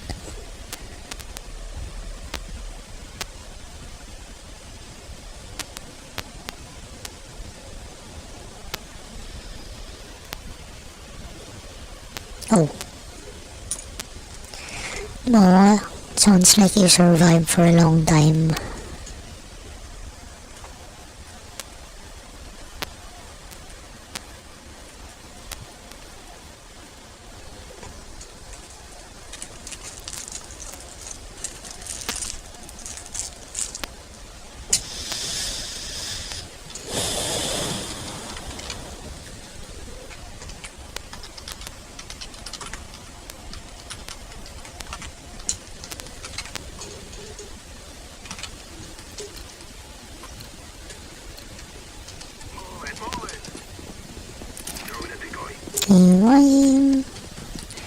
Right now I'm wondering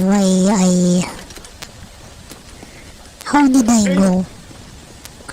go to Amor last time? I mean, did I stay?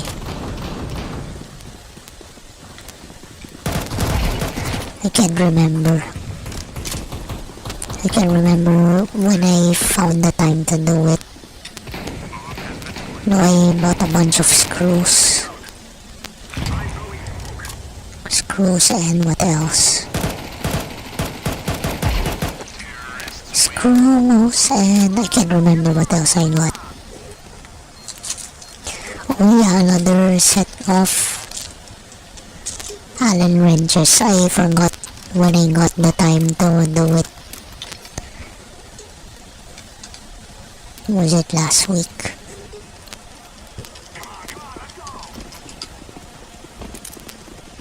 Oh yeah, I remember now. I returned the company PC.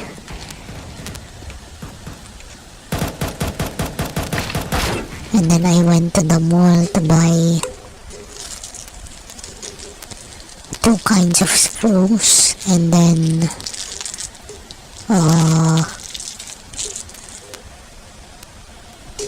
an Allen wrench set, a proper one.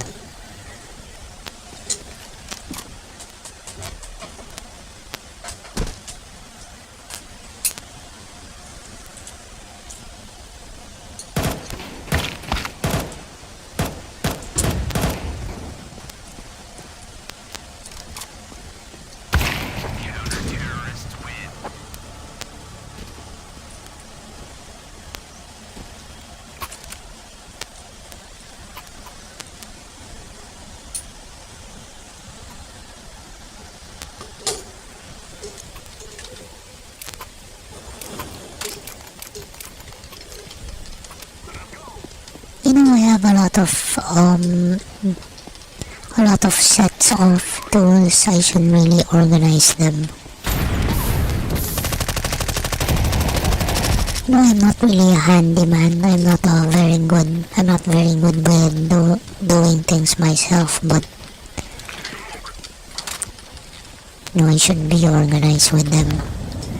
You know, I'm not pretending to be a hardware man. I'm not pretending to be good. I'm not pretending to be very good at what I do.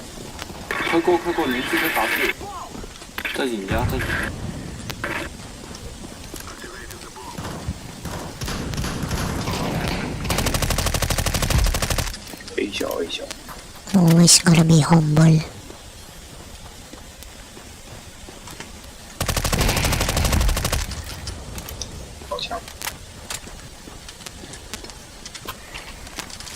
Where's the last one?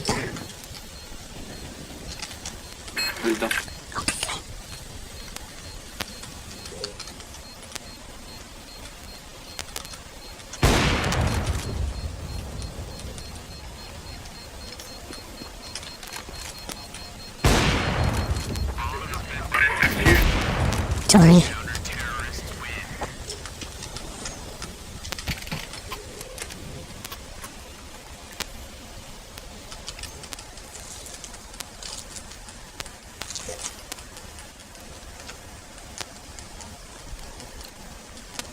Yeah, I really shouldn't have listened. Oh no, serious back. I mean, no. Shouldn't listen to misinformed people.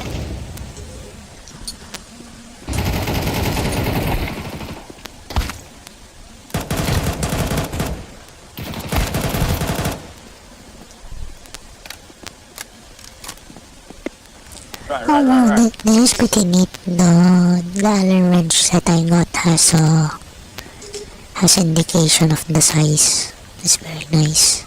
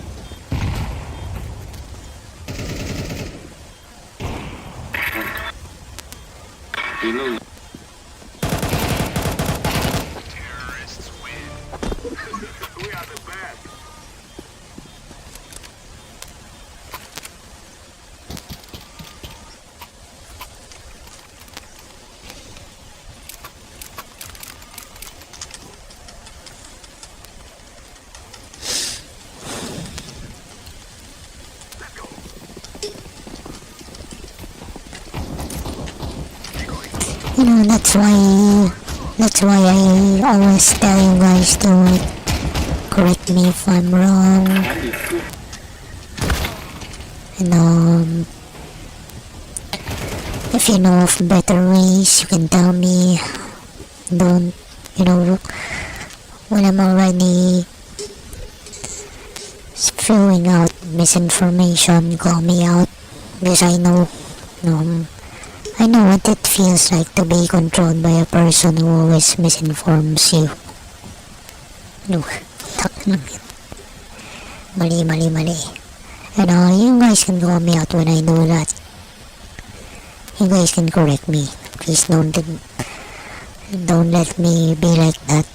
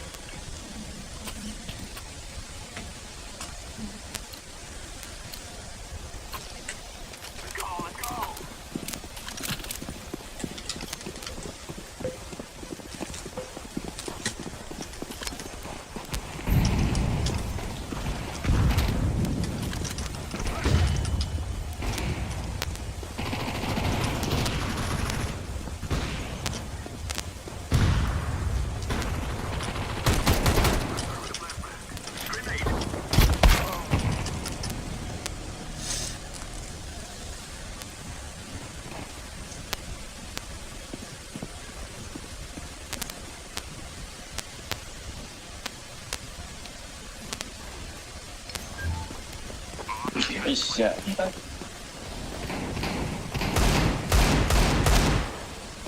一通太好用。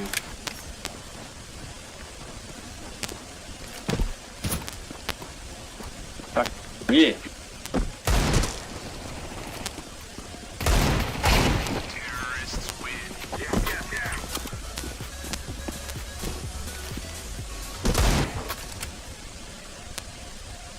对面太恶心了，玩那个连狙，打完必须嘲讽一句。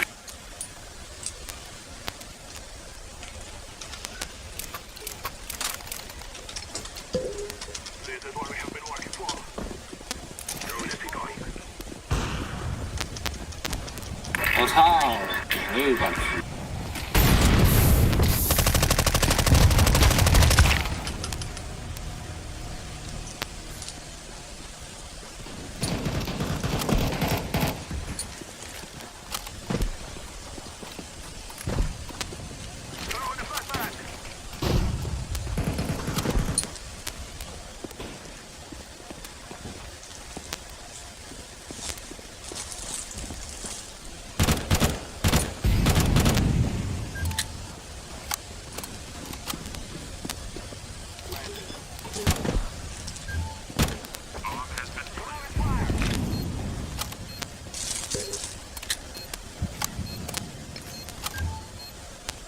看一下。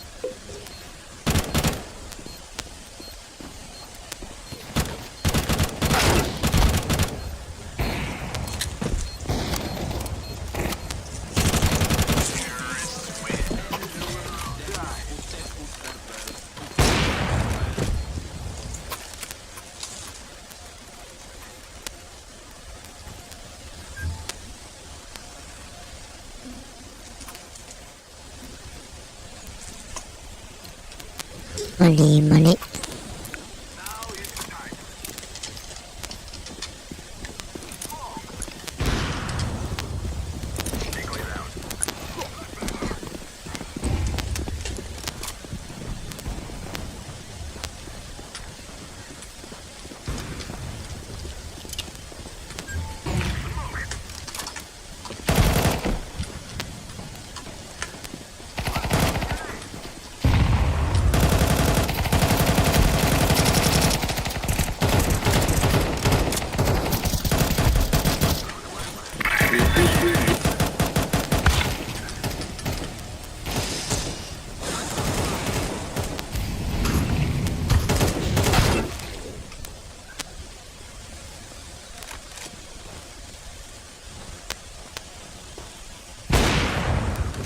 还有一个到平台了，兄弟，还有一个到平台了，到平台。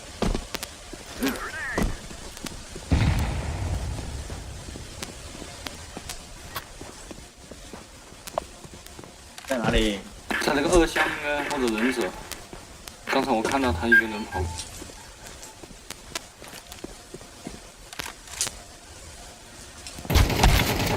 啊，在这里。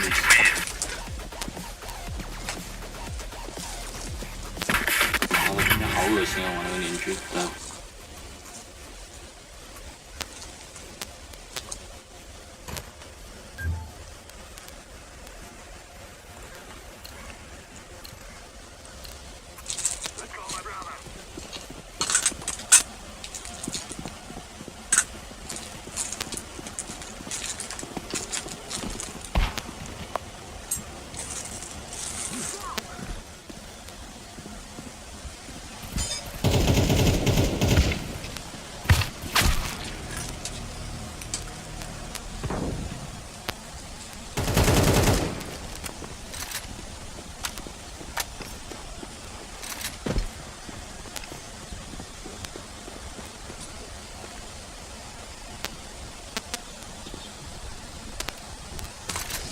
I really appreciate my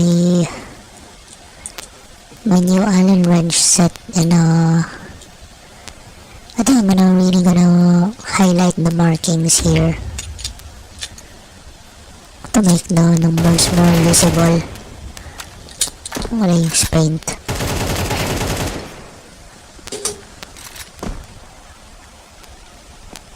B 站好兄弟吧。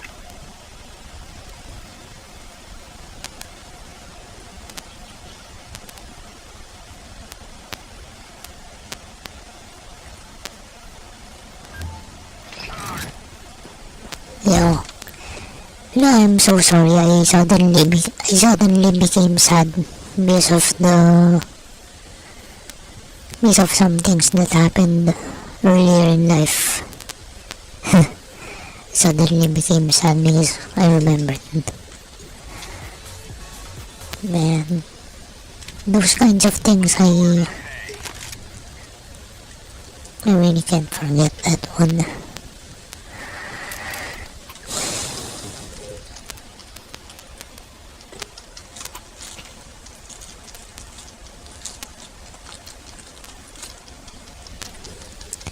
No, I really shouldn't have listened.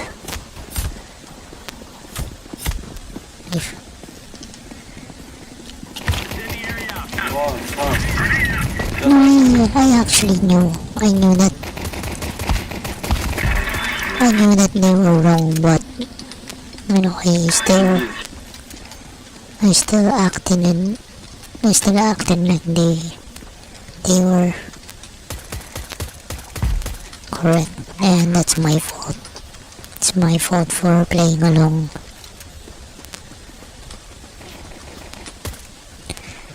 I mean, I could have like I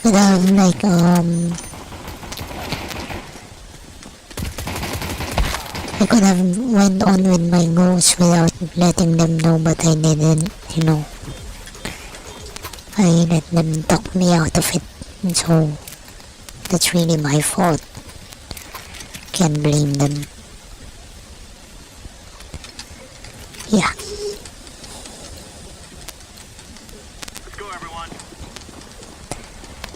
No, I think I was rambling about that one before. No. But the difference is that I'm taking responsibility now. Before I just kept on blaming someone else. But now I'm taking responsibility, blaming myself. You know, I don't think I even tried to ask for help from other people. You know, I just gave up. I just gave up, man. Huh. You know, maybe in my mind no one can help me.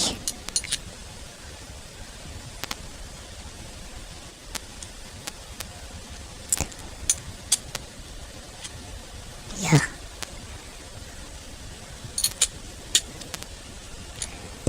You know, I think that's the problem with me. You know, when someone does or says something wrong, I kinda tend to think that everyone is like that. You know, one person does something to me, I automatically suspect that everyone else will do it too. And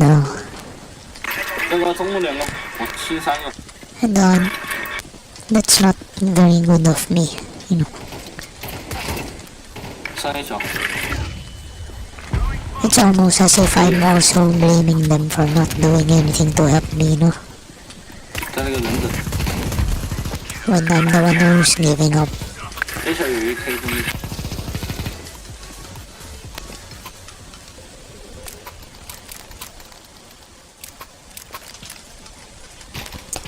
I wouldn't even, you know, ask or verify. Is that true? Or, you know, in Filipino, totoo ba yun? Well, you know, in the back of my mind, I knew they were wrong. So it's really my fault for acting like they were right.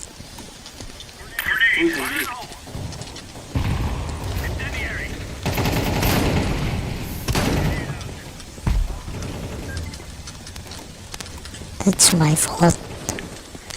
Shouldn't blame others.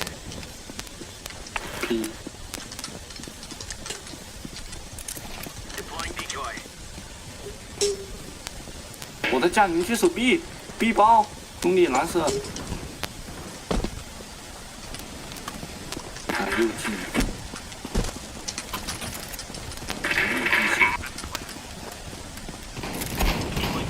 流动。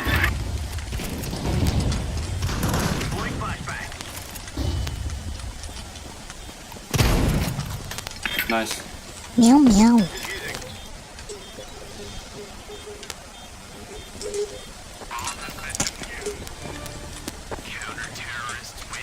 You know, I think I have really bad trust issues.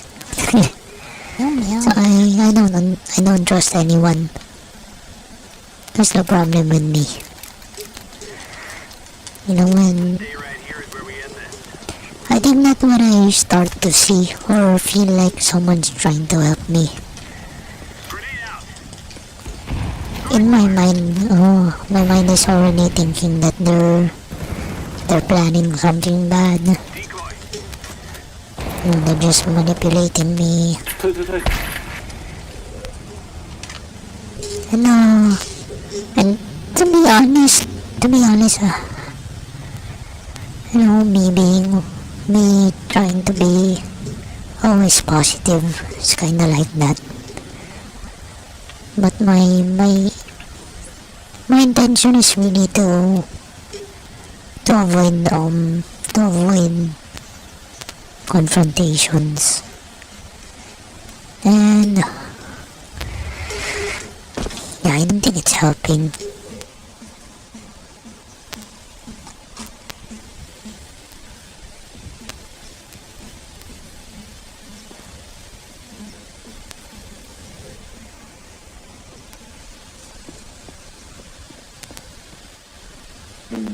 音浪，你看音浪吗？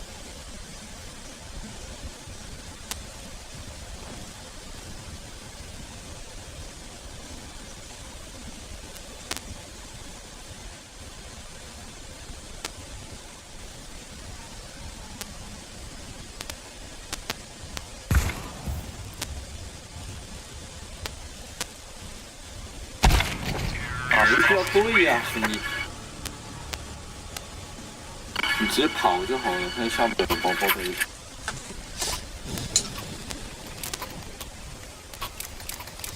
Yeah, I think I have trust issues. 妈的，对面让我生气，操I'm so yeah, I already said it before, you know, I'm so hostile. Sorry. I'm so hostile.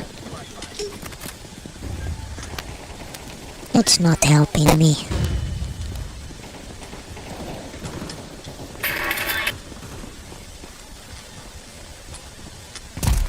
You know, I think that's why I have the behavior of, you know, really freezing in fear. I think that's the reason for it.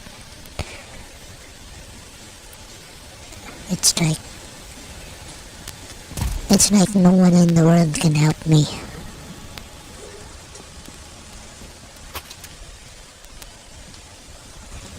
I think that's the state of mind I was in before. And I wouldn't even ask for help, no.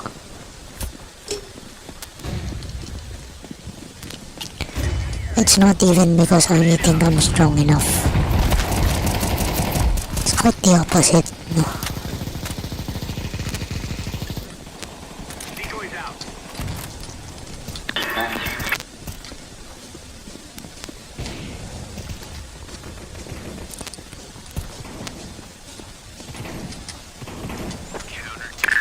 Madam.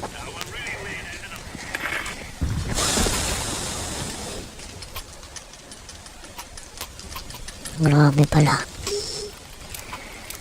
I really have trust issues.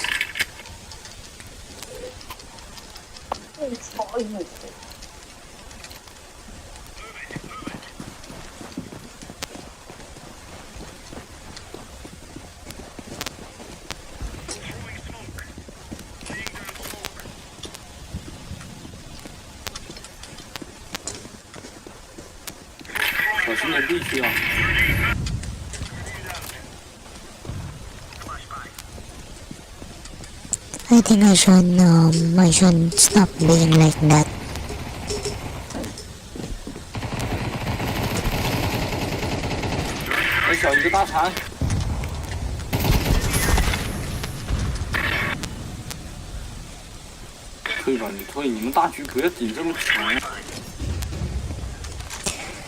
And specifically, I think that, you know, people are just gonna think, what's in it for me?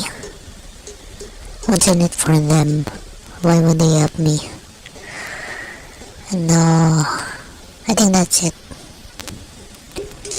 And then it would also, what will make it worse is my mind telling me that, you know, I don't deserve to be helped. And those are very dangerous. Yeah, I think that's the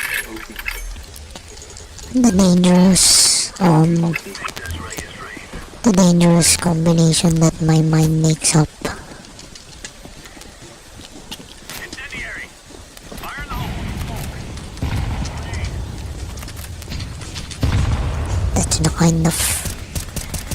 Those are the kinds of thoughts that my mind makes when I'm left to my own devices.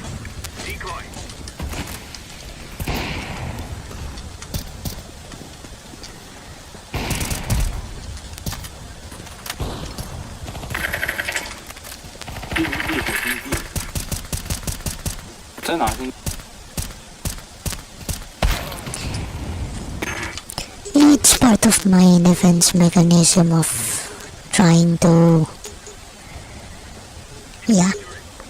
protect myself from disappointment, you know, trying to protect myself from the thought, from the idea that, you know, people are gonna, no, I don't wanna see it, man. I don't wanna see it because in my mind, who am I to say that? No. But I'm very sorry if,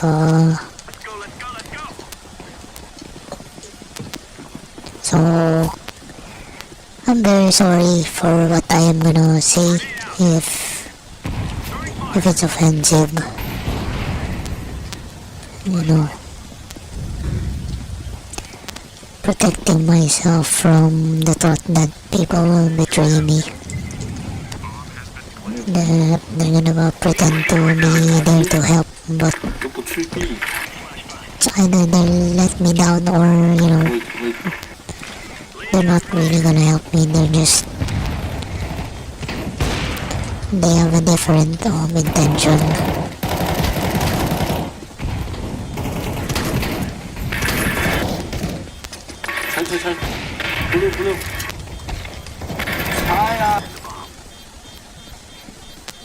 You know, I'm a very distrustful person.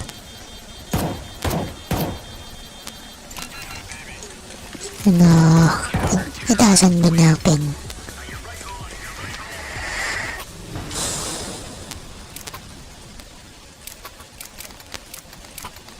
You know, it would have been good if it made me do things harder. I mean, do things with more motivation, but then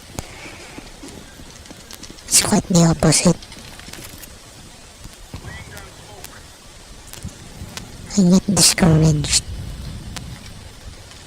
必点重防 H mid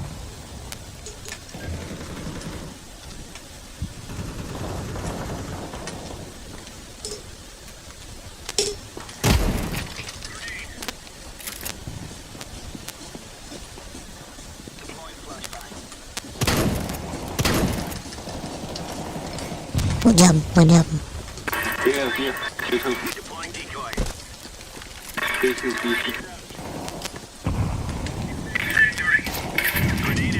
死了Meow, jump.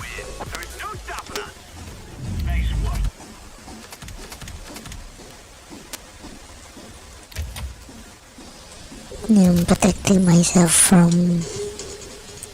the thought that people will let me down, or yeah, that's very bad. It hasn't been helping me.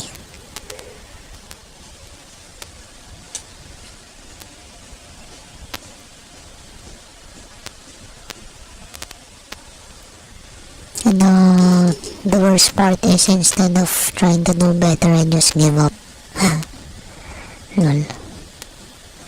That's my fault.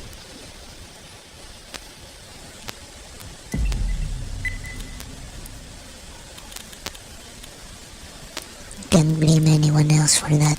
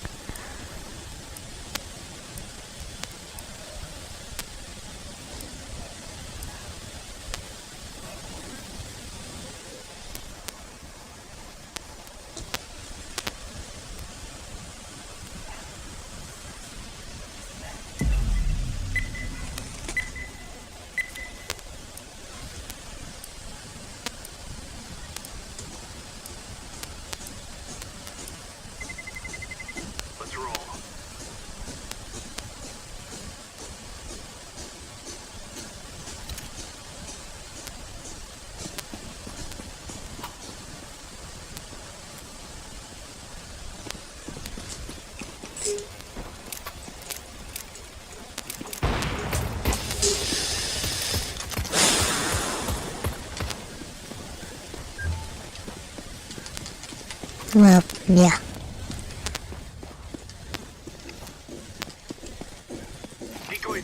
But I'm gonna try to change that.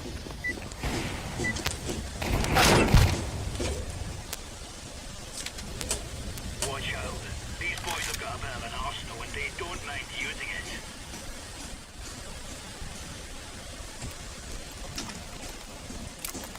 No, you know, there was a person who was trying to help me. Many years ago. They were trying to help me, but then I'm the one who was giving up. And that's my fault. That's my fault. I can't blame anyone. Meow meow meow.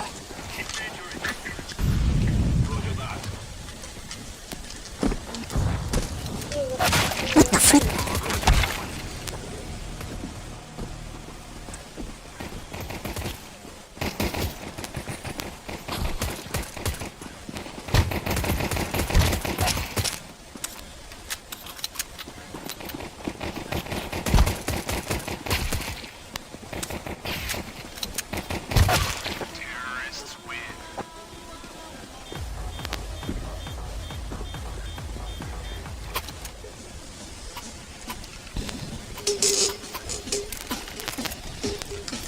Yeah, I remember a person, they were trying to help me.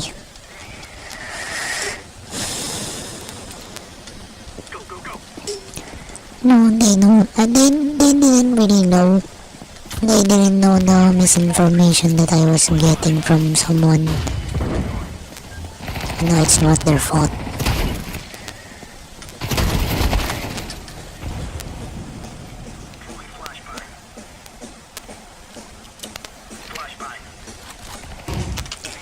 I knew that the person was wrong, but I still acted as if they were right, you know. I didn't even try to correct them. Well, if I try to correct them, they're gonna do their usual. Yun na.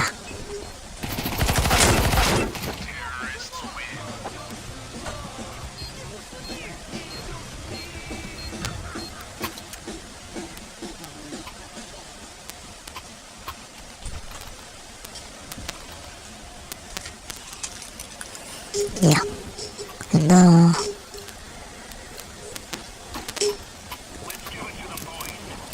And it's very sad.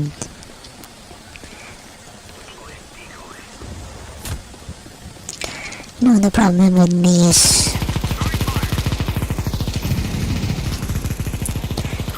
I feel sad about the person, but I didn't really feel sad about my... I was I was more concerned about not letting them feel bad about being wrong instead of actually fixing the situation. So yeah, it's really my fault.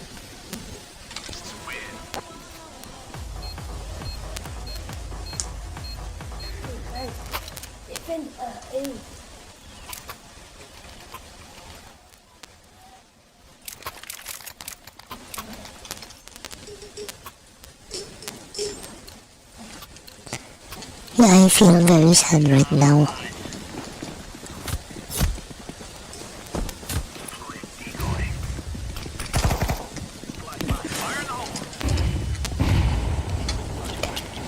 I think the last time I remembered about it, I was angry.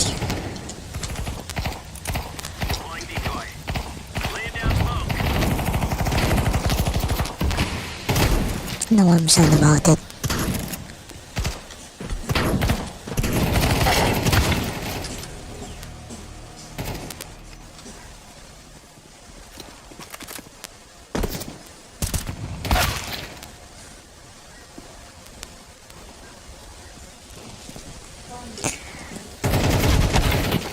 Wow.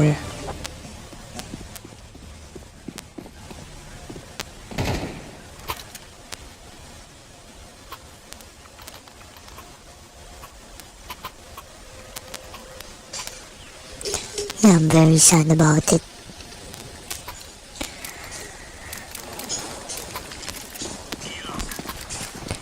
You know, I should have asked for help.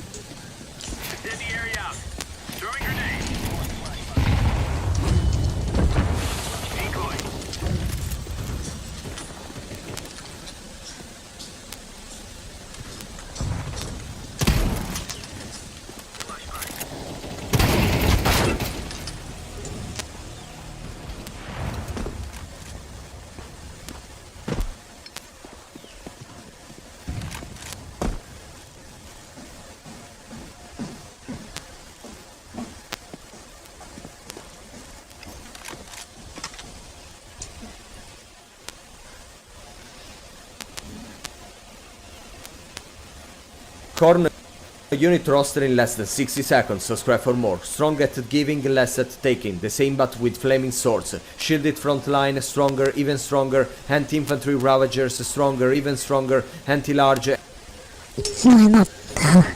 I'm staring at the screen. I cannot make out what the units were earlier.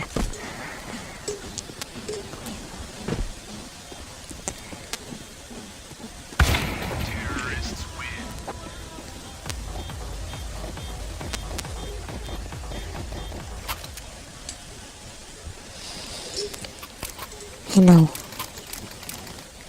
every time I think about what I could have done differently,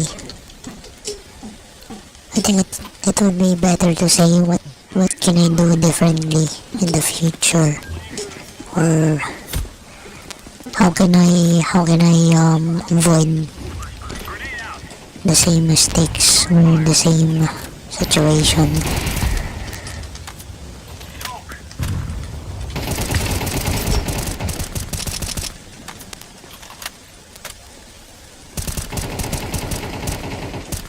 Yes, you know, I don't have a time machine, man. I can't go back in time. But I can avoid repeating it.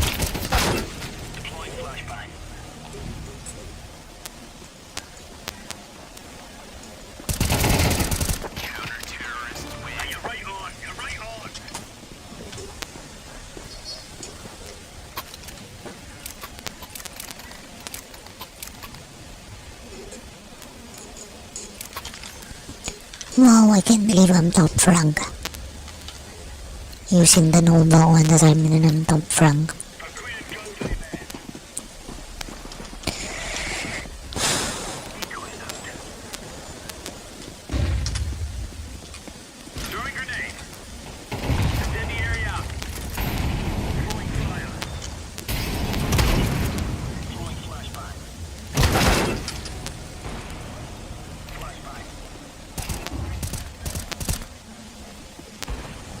Good job.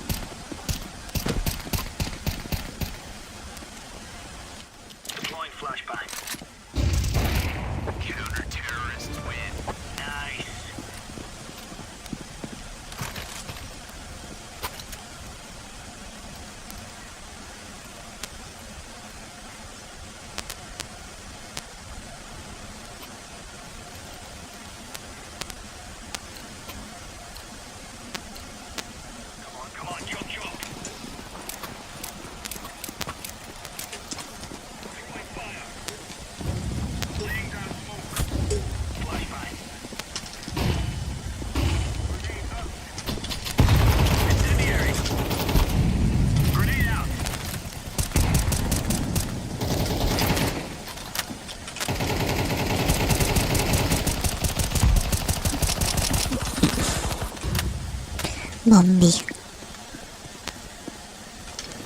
Mombi, bro. Help me, please.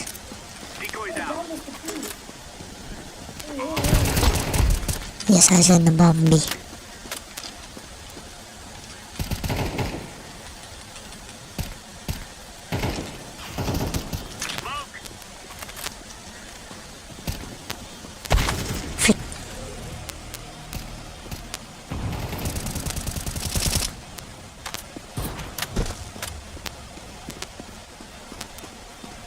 Upper behind you, but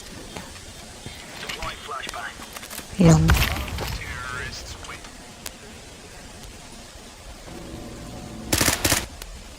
Hey, you know what? But you know, the very main difference is I don't like stay in bed just staring blankly into space. I haven't been doing that. And that's the most important thing. I'm still very happy. I'm very happy that I don't do that anymore. That's the big problem with me. And then if I wasn't doing that, I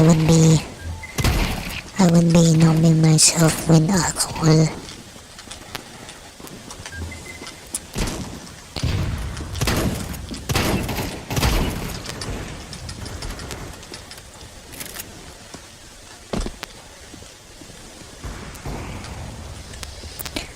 As long as I don't go back to that, I'll be alright. Good job.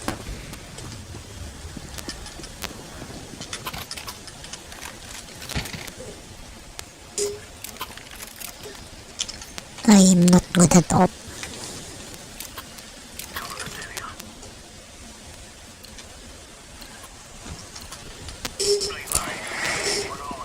I'm doing very well in Nova. This is nice.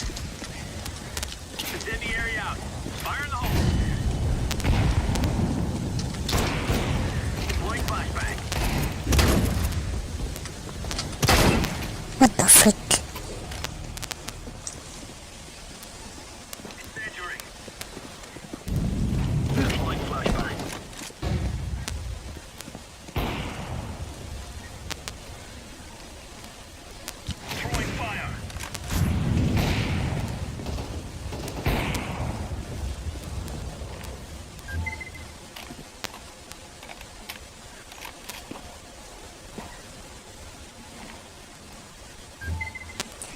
Oh wow, we're going out today, so I'll see.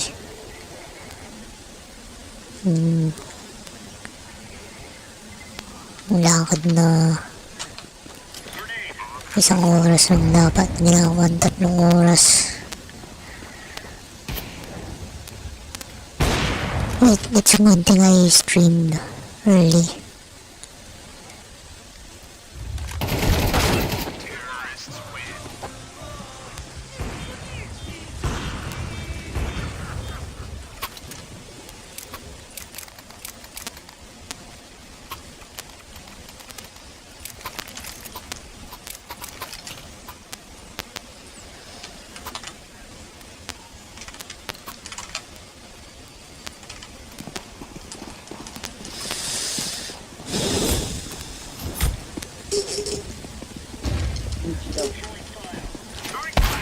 Frick.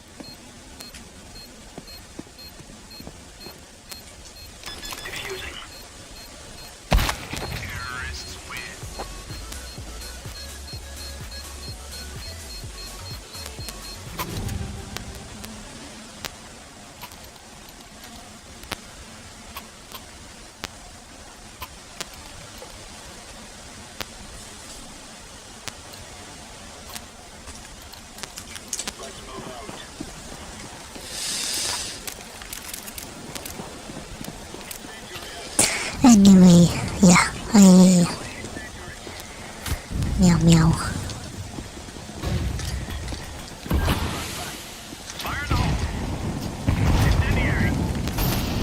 Frick. I was hitting the wall.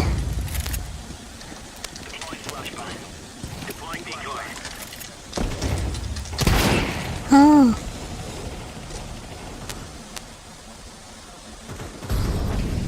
Well, at least I hit him.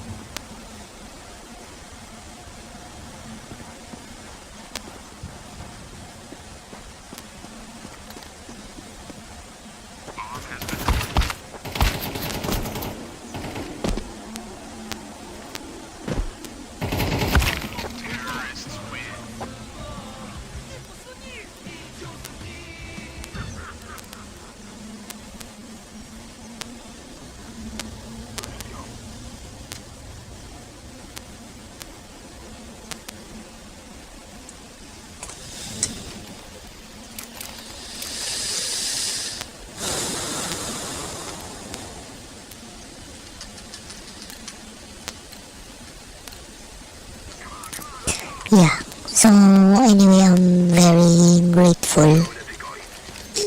I'm grateful that last time I was angry, but now I'm sad.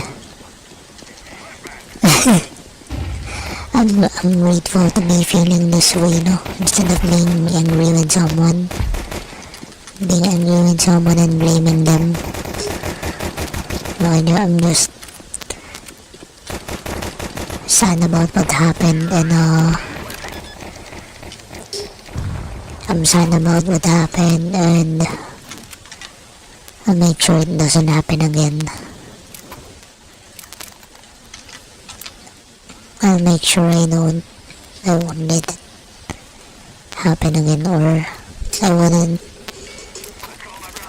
wouldn't react or respond the same way. No. No, I shouldn't act according to misinformation.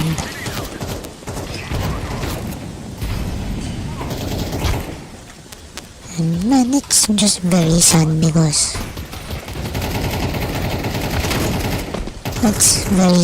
there's no fixing it. There are things that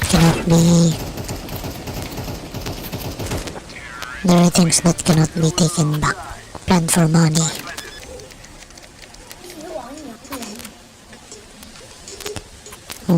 Guys, there are some things that cannot be taken back.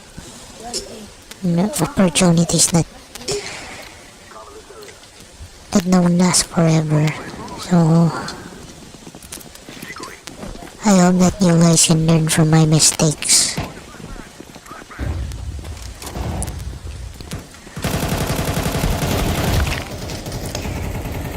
No,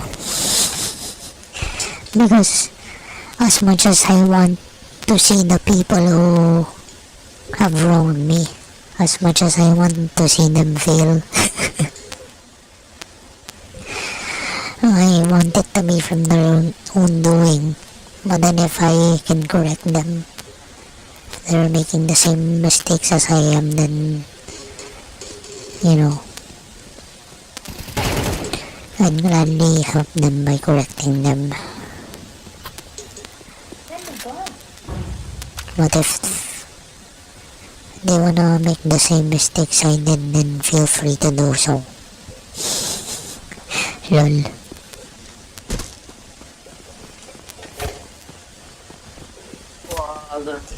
Man, I'm so toxic.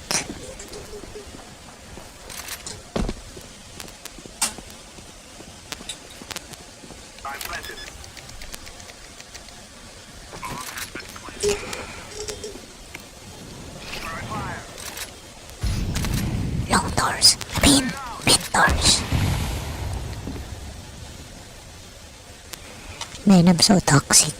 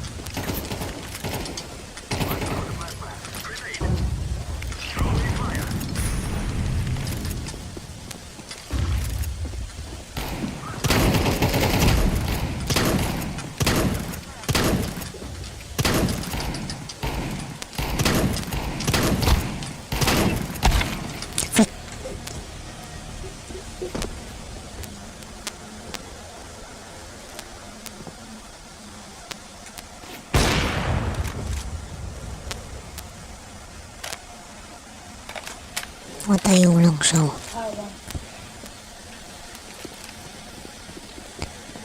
He's a stationary target.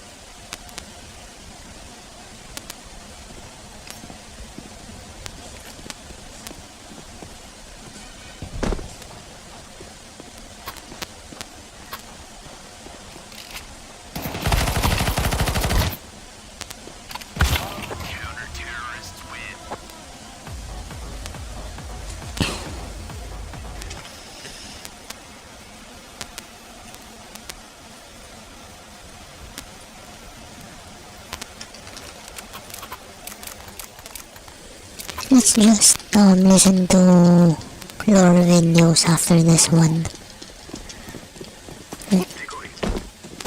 Instead of, yeah, because I have to leave in like 1 hour.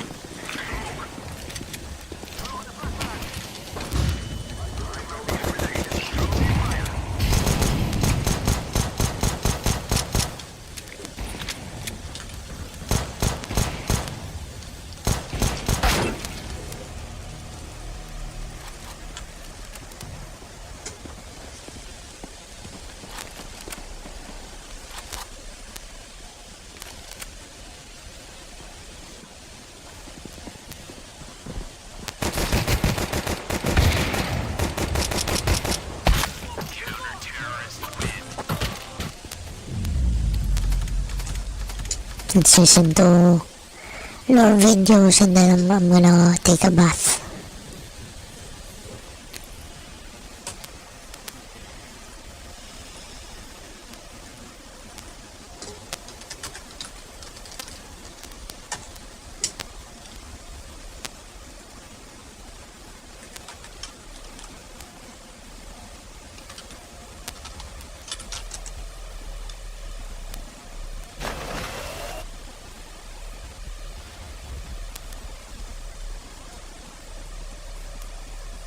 Welcome back to another episode of 40 Facts About the 40k Universe.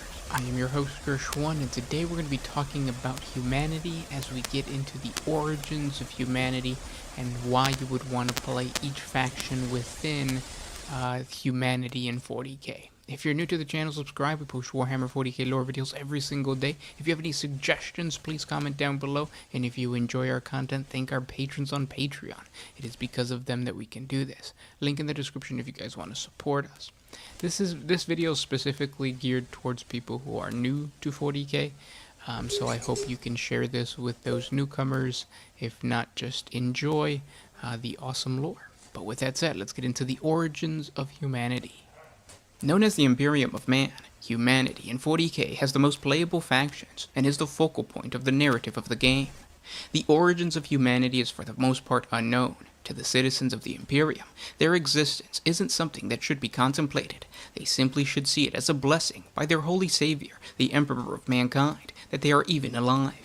To the players and the few humans within the lore that have the power of knowledge, humanity was either created through the normal means of human evolution, or they were created by an ancient race known as the Old Ones. The Old Ones are a minor race in 40k that are going to come up a lot in this video, because they account for the creation of the majority of the races in the galaxy. We have a detailed video explaining the origins, the history, and the whereabouts of the Old Ones. At the end of this video, if you're interested in finding out more about the Old Ones, I suggest you check it out. I'll link it in the description below. But for right now, I'm going to give you a brief explanation of who they were. They They were basically the first intelligent species capable of colonizing the stars.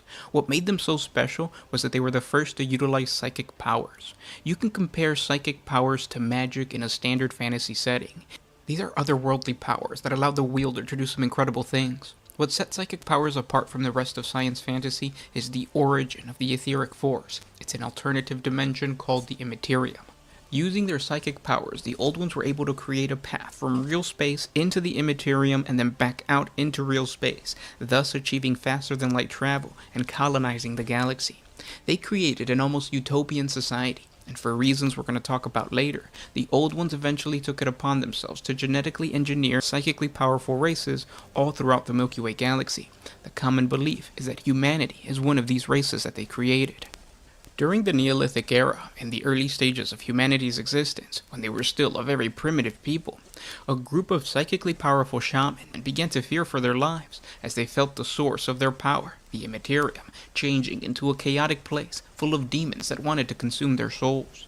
Scared that they wouldn't be able to reincarnate, and thus no one would be left to guide humanity, the shamans decided to pool their collective psychic energies by reincarnating as a single soul in a single human body to create an individual called the New Man.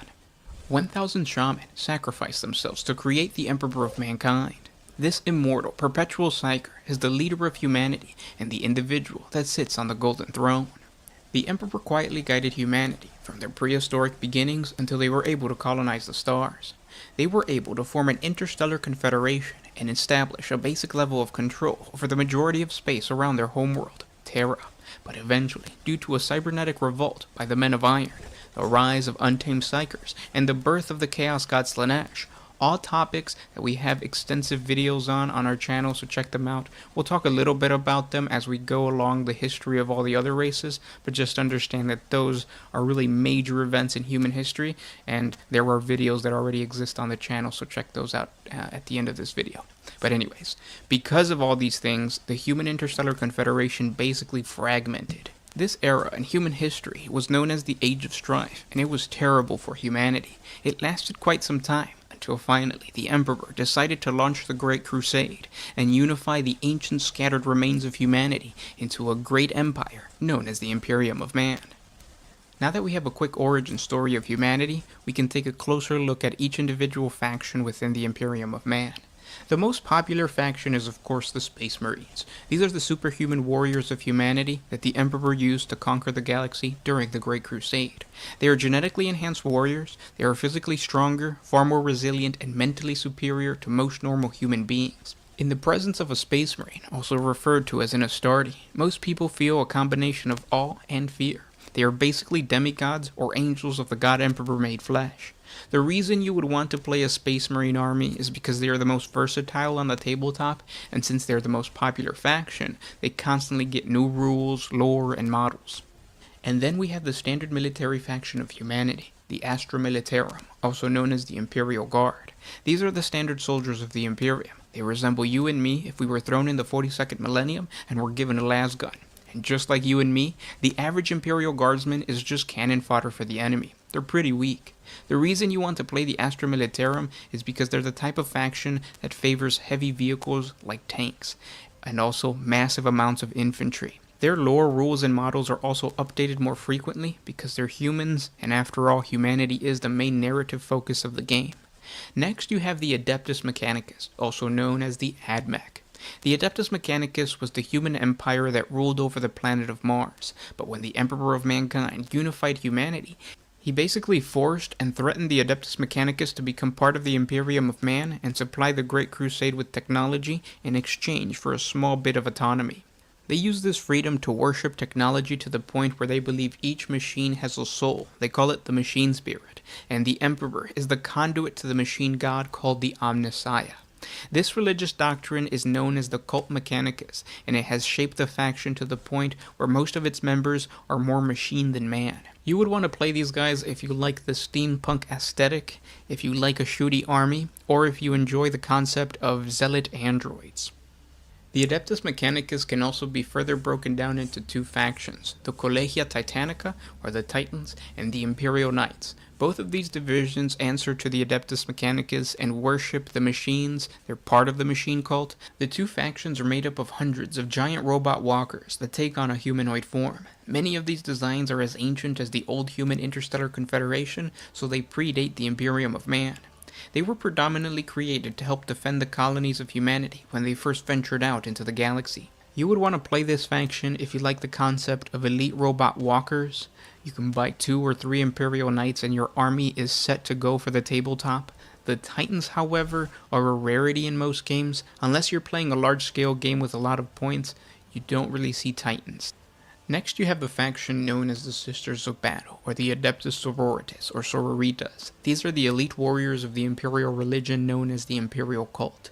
The cult was formed after the Emperor was entombed into the Golden Throne. We're going to get into why he is on the Golden Throne a little bit later. Just understand that for a period of time, up until now actually, the Imperium of Man was left without the Emperor's immediate guidance, and so humanity began to worship the Emperor as a deity. Although the Emperor always preached against this because he knew that worship or faith of any kind was actually feeding the Immaterium, but eventually the teachings of his godliness became an enforced belief in the Imperium of Man, and then the powers of the church and the administrative side that he established came together under one man, Goj Van Dyer. Van Dyer was basically a corrupt individual who gained control of the Imperium and formed the organization that would become the Sisters of Battle. After the leader of the Sisters of Battle, Alicia Dominica, directly spoke to the Emperor and learned of Van Dyer's corruption, she killed the heretical usurper, and with the help of a man named Sebastian Thor, the Imperium of Man was reorganized into what it is today. The Sisters of Battle became the defenders of the Imperial Church, now called the Ecclesiarchy. They are clad in power armor and wield the same devastating weaponry as a Space Marine. For all intent and purposes, the Sisters of Battle are basically female Space Marines. You want to play the Adeptus Sororitas if you prefer a military force with a religious theme, and obviously they're all women. Their model line is fairly new, and if you're the type of person that favors infantry, specifically elite infantry, as opposed to heavy tanks and weak mobs of men, then the Sisters of Battle are definitely for you. The last human faction we're going to talk about is the Adeptus Custodes, and like all other human factions, their origin is tied to the Emperor. They were created to serve and defend the Emperor of Mankind during the Great Crusade. They stood with him when he walked amongst man, and now that he's on the Golden Throne, the Adeptus Custodes still protect him and the Imperial Palace. They are stronger and more decorated than most Space Marines, but share a similar origin. They are genetically enhanced, but carry the gene seed of the Emperor, unlike Space Marines that carry the gene seed of the Primarchs. Each is a bastion in their own right, a sentinel of unmatched capability, and possesses a singular purpose, to counter any possible threat, whether it be human, alien, or demon, against the Emperor of Mankind. The reason you would want to play this faction is if you want to play something that's stronger than a Space Marine, but obviously it's going to be more elite. So you're going to have less models on the tabletop than a regular Space Marine army, and you're going to be limited by a smaller option to listen to. Quick search, and also I am working on a hobby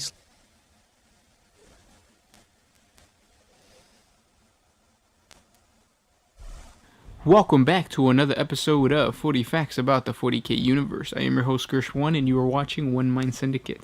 Today we go back in time and talk about the Golden Age of Man. We're talking about the Dark Age of Technology. So let's get into 40 Facts About the Dark Age of Technology. The Dark Age of Technology, formerly referred to by imperial scholars simply as the Age of Technology, was the zenith of mankind's scientific knowledge and technological power in the Milky Way galaxy, which lasted from about the 15th millennium until the onset of the Age of Strife in the 25th millennium. It saw the development of the first true human interstellar civilization and the birth of a united human stellar confederation centered on the human homeworld of Terra. Even tens of millennia later, mankind has not been able to equal or regain its former height of achievement attained in that era. Although a golden age for humanity in terms of scientific achievement, mankind has since come to regard scientific knowledge as an abnormal and dangerous commodity. The lost age of technology is thus considered dark in the Imperium's current era.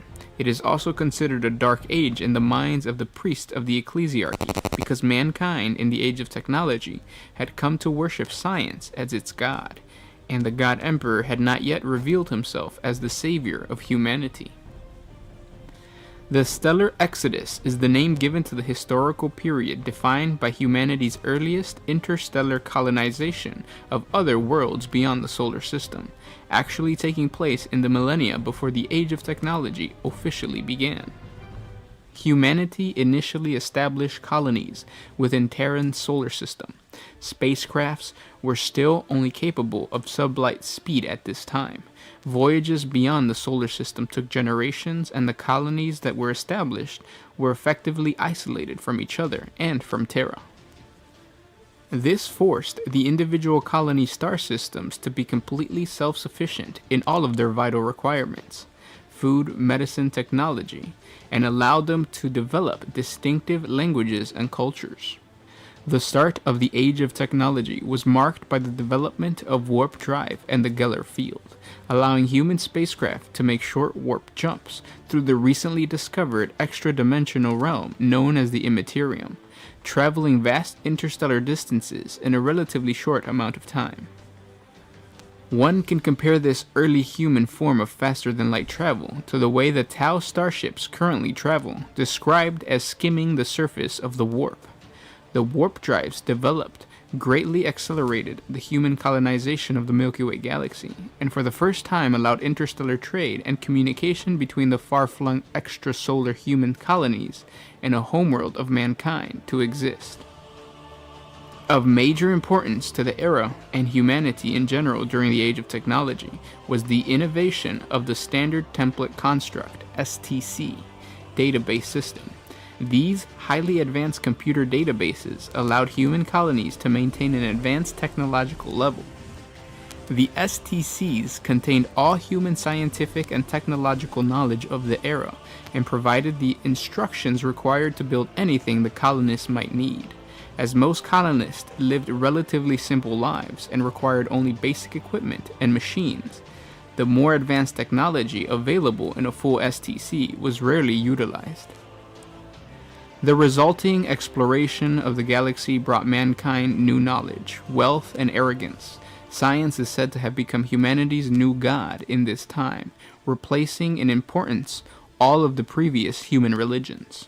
Humanity encountered several intelligent alien races during this expansion out into the galaxy, such as the Eldar and the warlike Orcs. With these discoveries, the first human Xeno Wars began. The threat of aliens was viewed as trivial, and eventually non-aggression pacts were signed between Terra, its colonies, and many of the alien races. After the discovery of warp drive allowing interstellar transportation, commerce, and communication to develop, the human colonies were politically united with Terra in some form of a federation of interstellar government, thus allowing the human race to remain unified and powerful. The form and nature of this unified government remains unknown in the remaining records. It was during the Age of Technology that the Psychers were first scientifically verified to exist, after long millennia of legend, rumor, and pseudoscience, in which the scientific establishment simply could not prove the existence of psychic powers among humans. It is unexplained how these early human psychers avoided the danger of demonic possession for thousands of years, which would have led to the destruction of an entire world as later happened during the Age of Strife. Whether demons and the ruinous powers were less prevalent or potent in the warp in this time before Slaanesh's birth is unknown.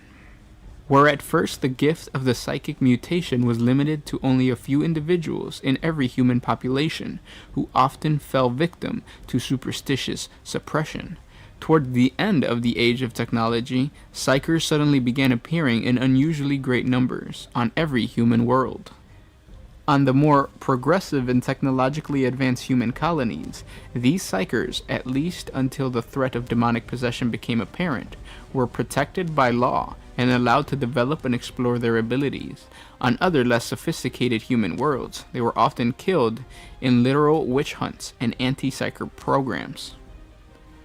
One of the reasons humanity was so successful at conquering a large part of the galaxy during the era was the development of the artificial intelligent humanoid constructs, now only known in fragmented pre-imperial records as the Men of Iron. These powerful and fully autonomous robots intended for both labor and combat won many wars for humanity, but for some unknown reason turned against their masters at the end of the Dark Age of technology and unleashed a terrible war upon the human worlds. I'm gonna end this stream after this video. In the cryptic account of the history of mankind given by Crippius, one of the keepers of the library Sanctum of Terra, the Iron Men, or Men of Iron, were legendary, artificially intelligent humanoid machines created by humans during the Dark Age of technology. Until shortly before the Age of Strife, the Men of Iron were loyal only to mankind and served as humanity's army in a period when much of human space was united by a Federation-type government that existed before the Imperium of Man.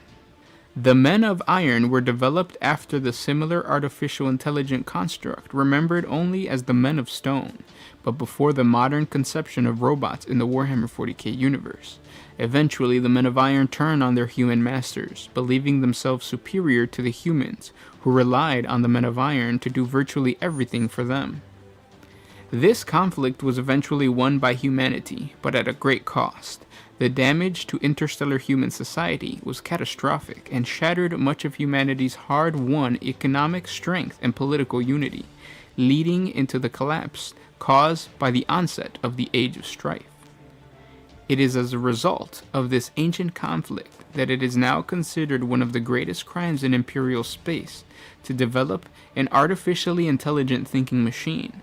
The widespread fear and repulsion towards artificial intelligence amongst the worlds of mankind in the wake of the terrible conflict with the Men of Iron leads to the development of the first servitors at the end of this period. Servitors were cybernetic servants lacking true sentience, created from the bodies of condemned criminals or lobotomized, vat-grown humanoids, whose bodies and brains were partially replaced with machine systems. A standard template construct fabricator for the Men of Iron was discovered on the chaos-controlled planet Menazoid Epsilon during the Sabbat Worlds Crusade by Colonel Commissar Ilbrent Gaunt of the Tanith 1st and only Imperial Guard Regiment. Certain Imperials would have used it to their own end, mainly to create a robotic army with which to overthrow the Imperium, but it had been tainted by chaos, and was subsequently destroyed by Gaunt after the first two Men of Iron the STC fabricator produced were tainted by the foul touch of chaos. This in itself may be evidence of what happened to the original Men of Iron, a sentient being. They could have been corrupted by chaos and then turned on their creators. The golden age of humanity would not last. Warp travel became increasingly difficult and ultimately impossible due to the great Immaterium warp storm that would herald the violent birth of the Chaos God Slanesh and the fall of the Eldar that began in the 25th millennium. The economy of the Human Federation had already been damaged by the terrible wars against the Men of Iron, and the growing frequency and extent of the warp storms causing trade and communication between the human colonies to collapse, restoring the isolation of human-settled planets and star systems. Within this relative isolation, abhumans, new human mutant subspecies like the Ogrins, Rattlings, and Squats adapted to their environment and developed on several planets in the galaxy. If you want to learn more about the abhumans, please check out our 40 Facts series on the abhumans. In this situation, certain high population worlds, like Terra, had relied heavily on trade with the rest of humanity. They were suddenly unable to feed their enormous population. Hunger and starvation followed. Those human psychers who had recently developed their powers were relatively weak and inexperienced, and at a constant risk of possession by demons and other warp entities after the Great Warp Storm began. The sudden impossibility of warp travel meant that the once unified Interstellar Human Federation broke apart into completely isolated star systems. Demonic possession, widespread insanity, and isolation led to inner human conflict, utter anarchy, and the regression of most human civilizations into barbarism. The 5,000 Terran That's years nice. following the end of the Dark Age of technology are thus adaptly named the Age of Strife by the savants of the Imperium of Man. And those were 40 facts about the Dark Age of technology. Alright, that's very timely. I'm gonna take a long bath.